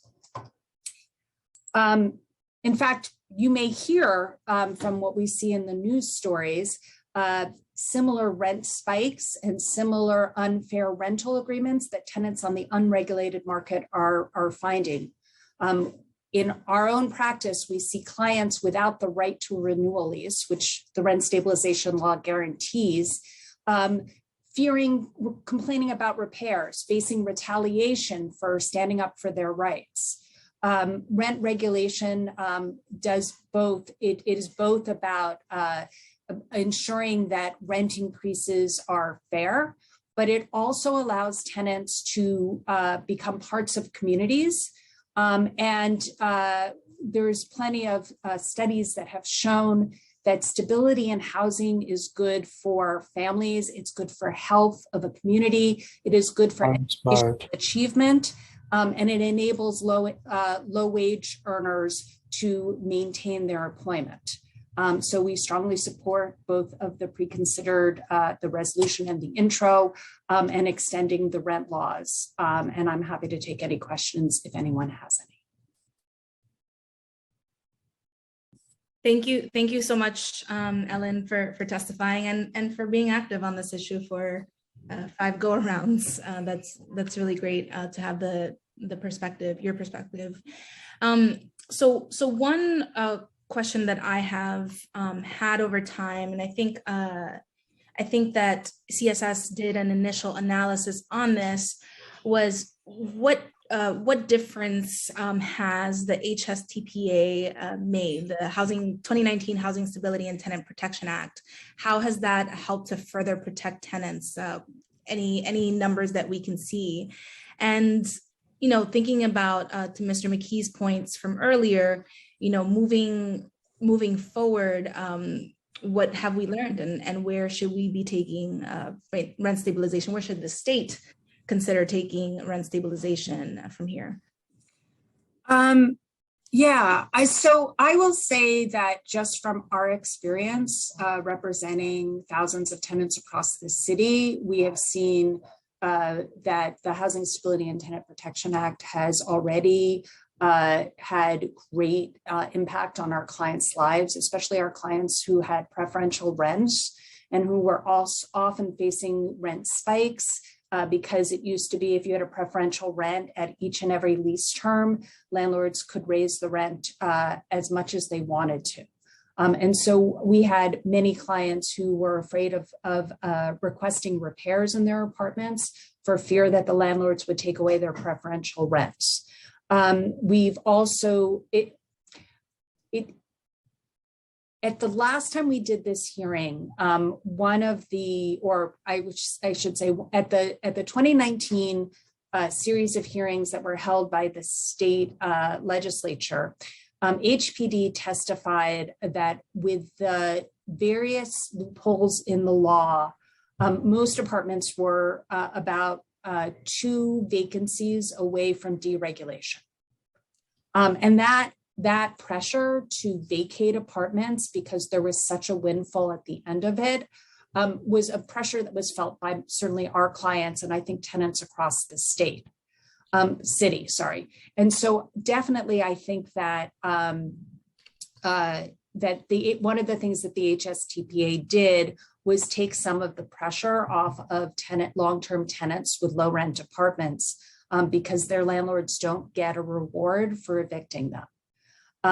Having said that, I do think that it is going to be difficult to tease out what the HSTPA did because COVID is such an intervening factor that a lot of how the market reacts and how landlord-tenant relationships work has been affected by the health emergency, the various moratoria that were put into place, and tenants, especially low-income tenants, incredible financial pressures that they were under during COVID, the loss of jobs, much of which have still not returned.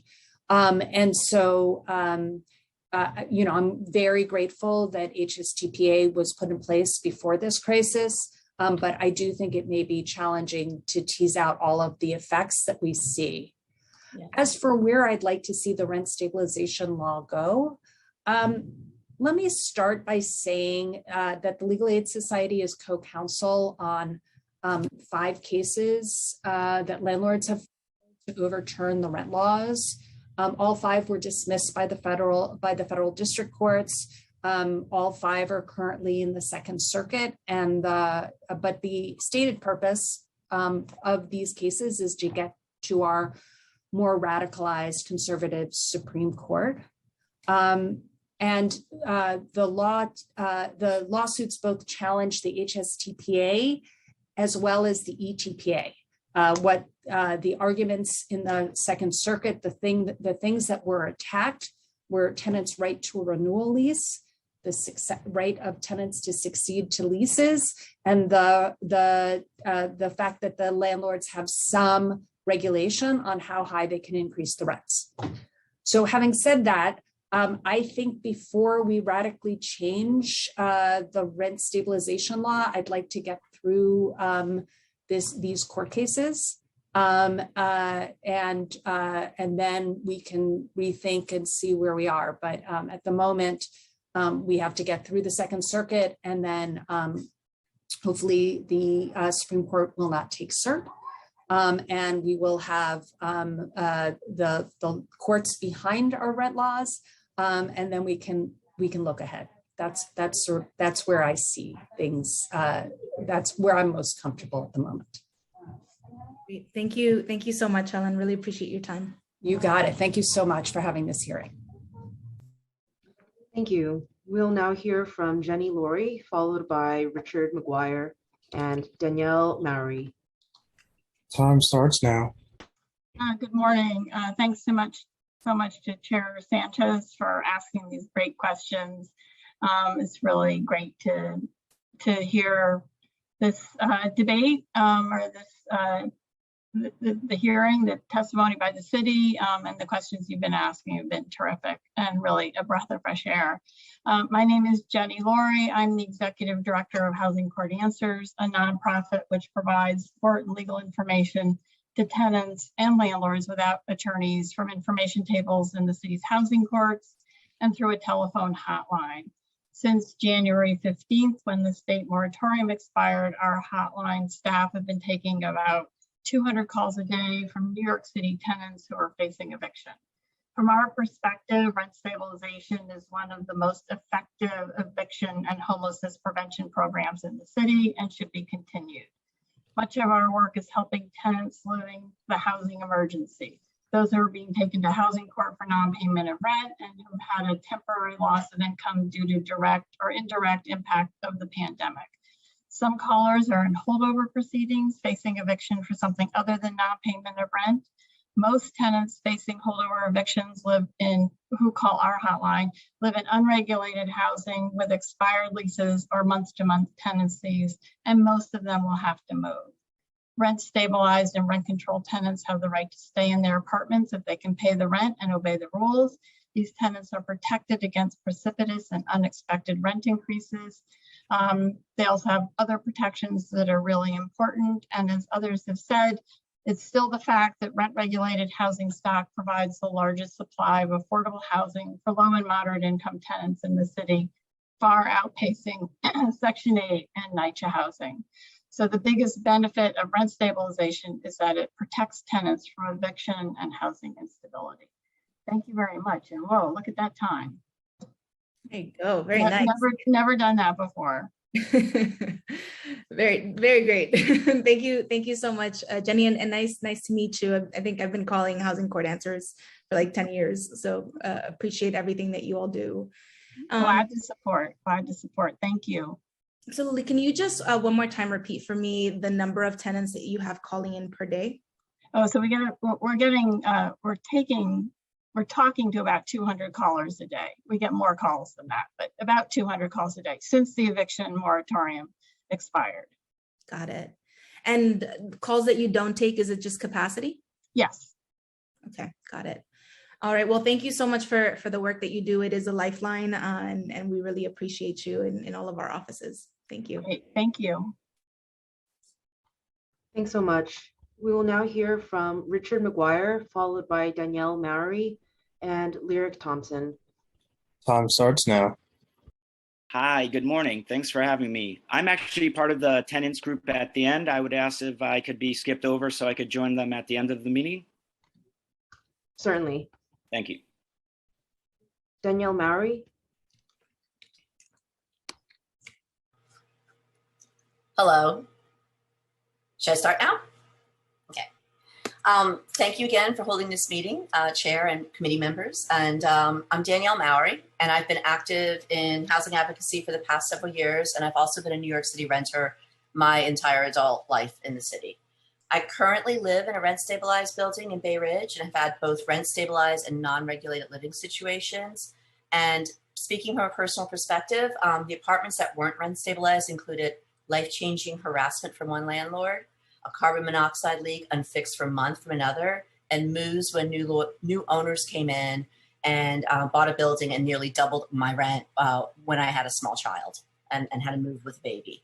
When I first moved to New York City after college, I did the bouncing around, couch surfing, subletting, roommates, and all of that. And I finally had a rent stabilized apartment with a boyfriend in East Village. We felt like we really scored there. And our lives were pretty stable, and we were able to focus on building our lives for 5 years. And then we moved into Brooklyn in an unregulated apartment in an individually owned home. And I just want to delve into the personal there. Like, without getting into the details, we had such landlord harassment that my boyfriend at the time, who was a refugee, an immigrant, had moved here alone when he was 17, worked in a restaurant. He endured the brunt of it because my landlord would harass him during the day when he was trying to sleep, and all sorts of different things, and threaten us constantly with being moved out. And it ultimately led to him having anxiety and depression, and unfortunately, ultimately turning to drugs. He had a coke addiction. And so it was life-changing. I mean, it basically destroyed his life. It destroyed our relationship. And we did move out of the apartment. And so the stabilization, it's not just economics. It's also mental health issues. It's also about building a city and building a community. And today, when I look around, I hear a lot of this now: rents going up, next generation not being able to find apartments. And it's really— Time expired. if I could just finish the last thought. I just find that Sherrod Brown had said on a National Low Income Housing Coalition call that when you lose your home, everything starts to fall apart. And I would say a step further: when you lose the stability of feeling like you have a home that is going to remain your home, that you can constantly access and come to and recharge in, that's when everything starts to fall apart. And I don't think our city could afford to lose that small base of security, that shrinking base of security that we need for people to move ahead in their lives. Thank you. Thank you. Thank you so much, Danielle, for sharing your story and that perspective. It's really powerful to hear. Thank you. Thank you. Thanks so much. We will now hear from Lyric Thompson. Time starts now. Hi, everybody. Thank you for having this hearing. Thank you for allowing me the opportunity to share. Rent stabilization, I think, doesn't go far enough. DHCR is antiquated, and the system takes 2 to 6 years for simple complaints. But with regard to housing, we have to address the fact that we do have unscrupulous landlords that will jack up the rent $900 in a year, and this displaces people. There's a building across the street. It's a old building. The tenants have been there. One tenant has been in that building for 52 years, which blows my mind. Young couple, when they moved in, raised their family there. Well, now there's a new owner and he wants to eject them because they're rent stabilized. They have, lesser rent. So he is trying to actively get these people out. And he's been able to destabilize some of the units and force some of these tenants out. And it's disgusting. We need stronger laws. We need stronger enforcement. And something that strikes me is that we regulate every other business. I couldn't paint your toenails as the chair of housing without a license, because God forbid I cut a cuticle. Now you can't walk, your toes jacked up. I'm responsible for that. Yet we don't license those that manage and provide housing. Why? I mean, there should be standards. And so when it comes to licensure, stabilization would be part of that. We need to regulate the business and completely regulate the business. I wanted to also, in closing, briefly touch on the bills that you passed the other day or last week regarding self-closing doors, fire-rated equipment, and things of that sort. I've been fighting with HPD for 7 years over our doors. We're in a 421A building that was never really completed and fraudulently signed off, so we've never had code-compliant doors. HPD does not know the standards that they're supposed to enforce. Time expired. HPD does not train their inspectors in the NFPA codes that govern those doors. As I'm testifying to you right now, I have non-code compliant doors that HPD refuses to write violations for because DOI says they're fine. Yet on the other side of that, DOB development, NFPA Northeast Regional Training Chief, Robert Duvall, Roger Skoll, an AHC expert, DOB plan exam, universal fire door, NFPA tech support, you can call them with questions regarding the code, and the fire department all tell me that my doors will fail in the event of a fire. We need to do better. The class is an hour and a half and cost about $200. Now I'll crowdsource it if I have to, but I can't help but think that we already have the resources to address this type of issue. And that's all I have to say. Thank you for allowing me the time, and I hope you guys have a nice day. Anybody have any questions? Thank you. Thank you so much, Lyric. And thank you for being in touch with our office. I think we have developed a whole new relationship with you, which we appreciate.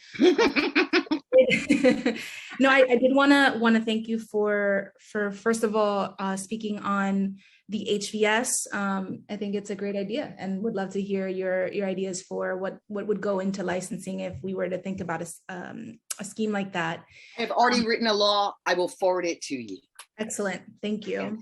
And then on the self-closing doors issue, we are aware. We have been in touch with you. A few council members, I won't name them here, and I are working together on a letter that will be going to HPD, DOB, FDNY. There does need to be increased coordination. It's not acceptable for agencies to disagree on very essential life-saving interventions. And so thank you for your advocacy on behalf of your building, on behalf of yourself. We will be looking into it, and we'll be circling back to you very soon. Thank you. Of course. Great, thank you very much. We will now hear from Chelsea Spencer, followed by Bryant Wells and Kelsey Fairhurst. Time starts now.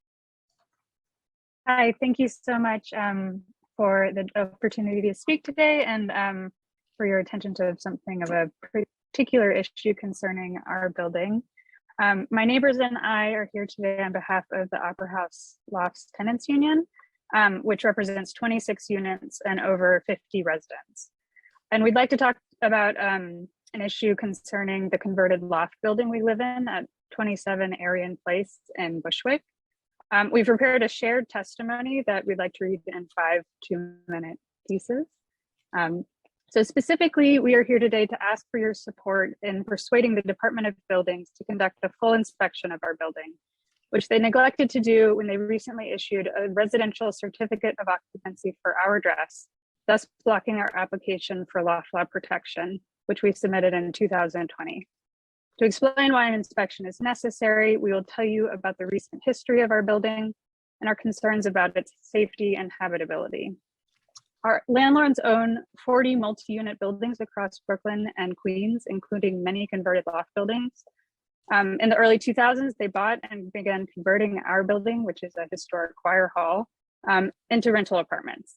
And for this project, they hired an architect who has a notorious history with the DOB for failing to comply with building codes. And so based on this history and our own lived experience here at 27 Arian Place, we know that our landlords cannot be trusted to address the safety and habitability issues here and at their other buildings. And so my neighbor, if possible, we kind of planned a trade-off thing. Could Sylvie Wise testify next? Sure. Sorry for the choreography. Thank you very much. Sure. We'll now turn to Sylvie Wise. Hi, thank you guys for your flexibility and for letting us speak here today. And thank you, Chelsea, for that introduction. My name is Sylvie Wise. I've been a resident at 27 Arian Place since 2020. And to pick up where Chelsea left off, fire safety is our #1 concern. We have been feeling particularly fearful about these issues in our building following the horrifying news of the Bronx apartment fire earlier this year. This deadly tragedy was the result of 2 building maintenance issues, cold indoor temperatures and a broken self-closing door mechanism. Our building is full of similar issues, including insufficient fire protection on wood joists, illegal heating units, illegal mezzanines, lack of proper egress, and indeed many doors that do not self-close. Not only would these conditions in combination prove deadly in the event of a fire, they also make a fire more likely. In April of this year, the FDNY confirmed our fears when they issued several Class 1 or immediately hazardous fire code violations for non-compliant sprinklers and dangerous problems with heater ventings and valves. In addition, our landlords have neglected to maintain the building in ways that impact our daily lives. These issues have been left to fester for many years, but in recent months, our landlords have performatively responded to violations issued by the DOB and FDNY by rushing to fix cosmetic issues throughout the building. Meanwhile, the more serious issues remain unaddressed. My neighbor, Richard McGuire, will now elaborate on loft law application process, and we hope that you all will consider holding the DOB accountable for the safety of our building. Richard McGuire.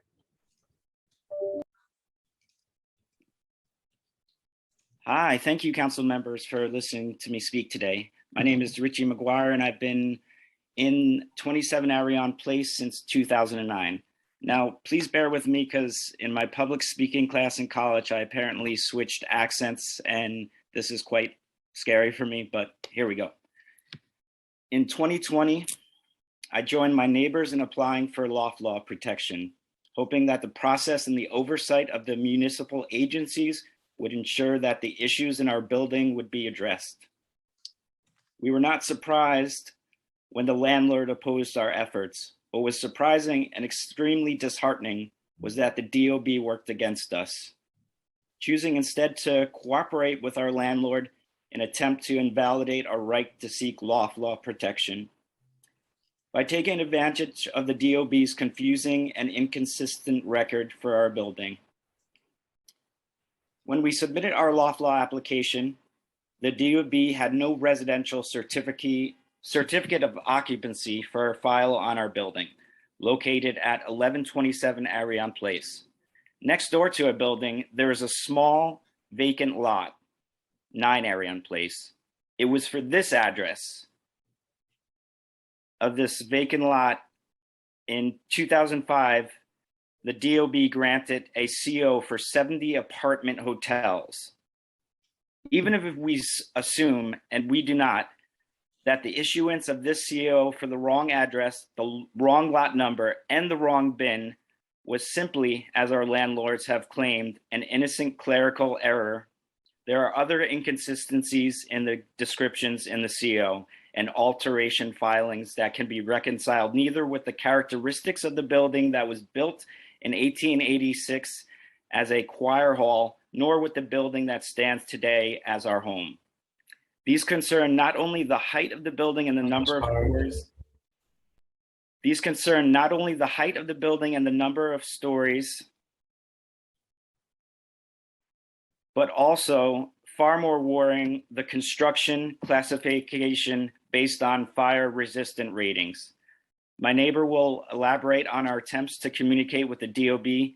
Thank you for considering and asking the DOB to conduct a full inspection of our building. And I hope I didn't change accents. Thank you. My neighbor, Kelsey, will now take over. Thanks very much. We will now hear from Kelsey Fairhurst, followed by Bryant Wells. My name is Kelsey Fairhurst, and I've lived in the building for 8 years. Our attorney has sent multiple letters to the DOB, providing substantial details about the building's non-code compliance. As tenants, we too have made several attempts to communicate directly with the DOB about the issues of our building, requesting inspections and meetings. The DOB has completely ignored all of them. In February of this year, we organized a walkthrough of our building and our units. We invited elected officials, their staff, and the DOB. The DOB declined to attend.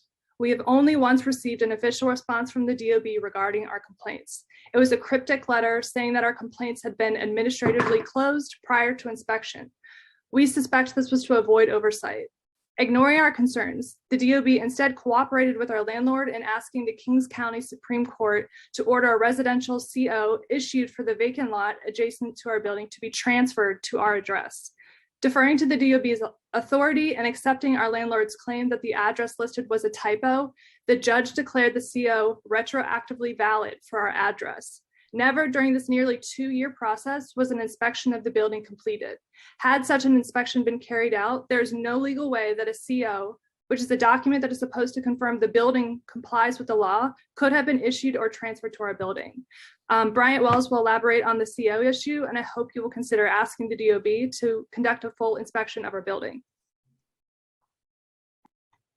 Bryant Wells.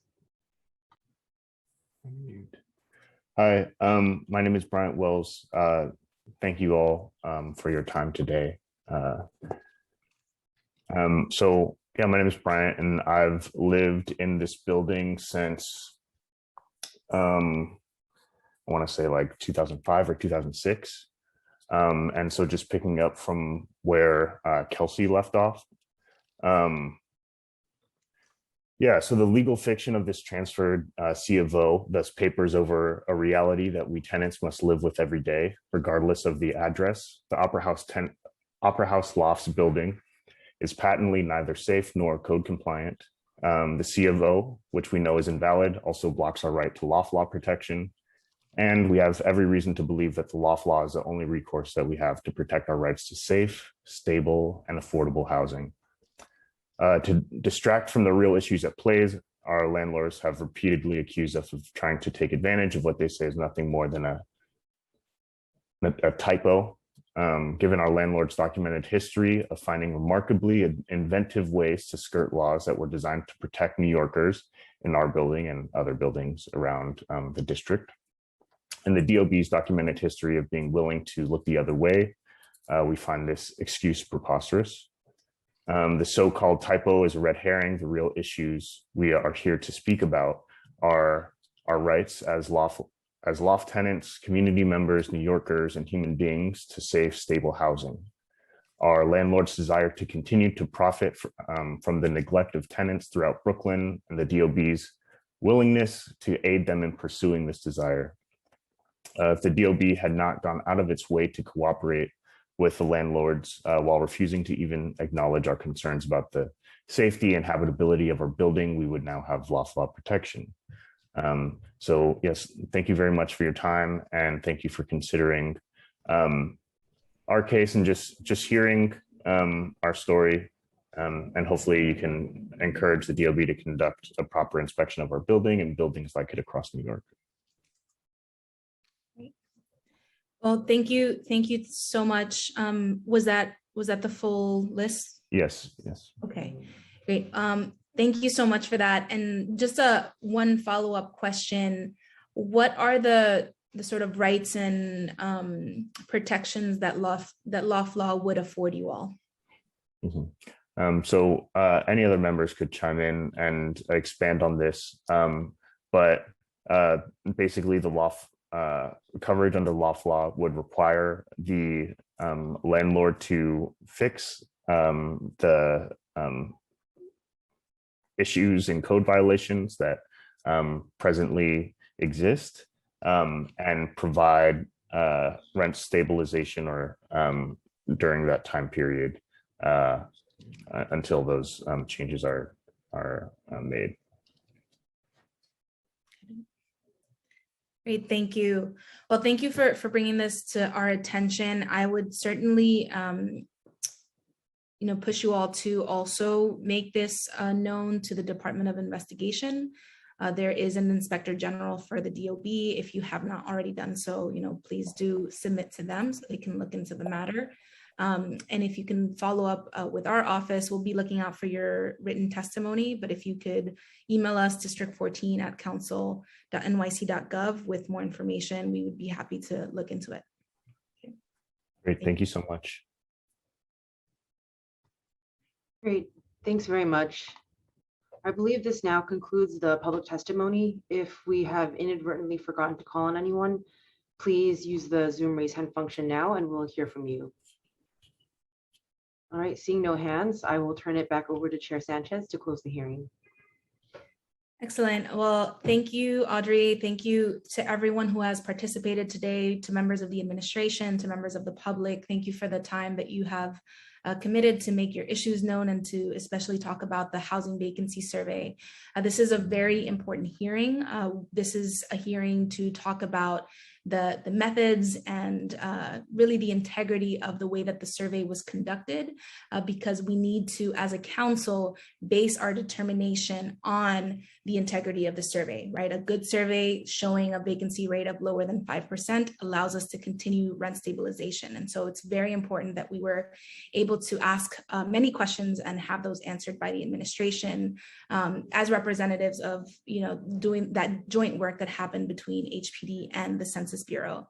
So again, I just want to thank everyone. I look forward to further discussion on the findings following this hearing. As you all have heard time and again, the administration should be releasing the housing plan very shortly, which was informed by the housing vacancy survey. And that's really where we get to dig in on the policy, the importance of rent stabilization to New Yorkers, what more we can be doing to strengthen policy via the City of New York to protect renters. So step one, make sure we have a good survey and make sure it's saying what it needs to say in order to continue the state of emergency.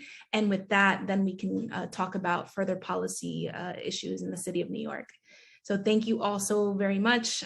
Audrey, thank you for all your work. Jose and Charles, thank you, policy analysts for the committee. Appreciate your time and energy. Sergeant? Excellent. Now this hearing is adjourned.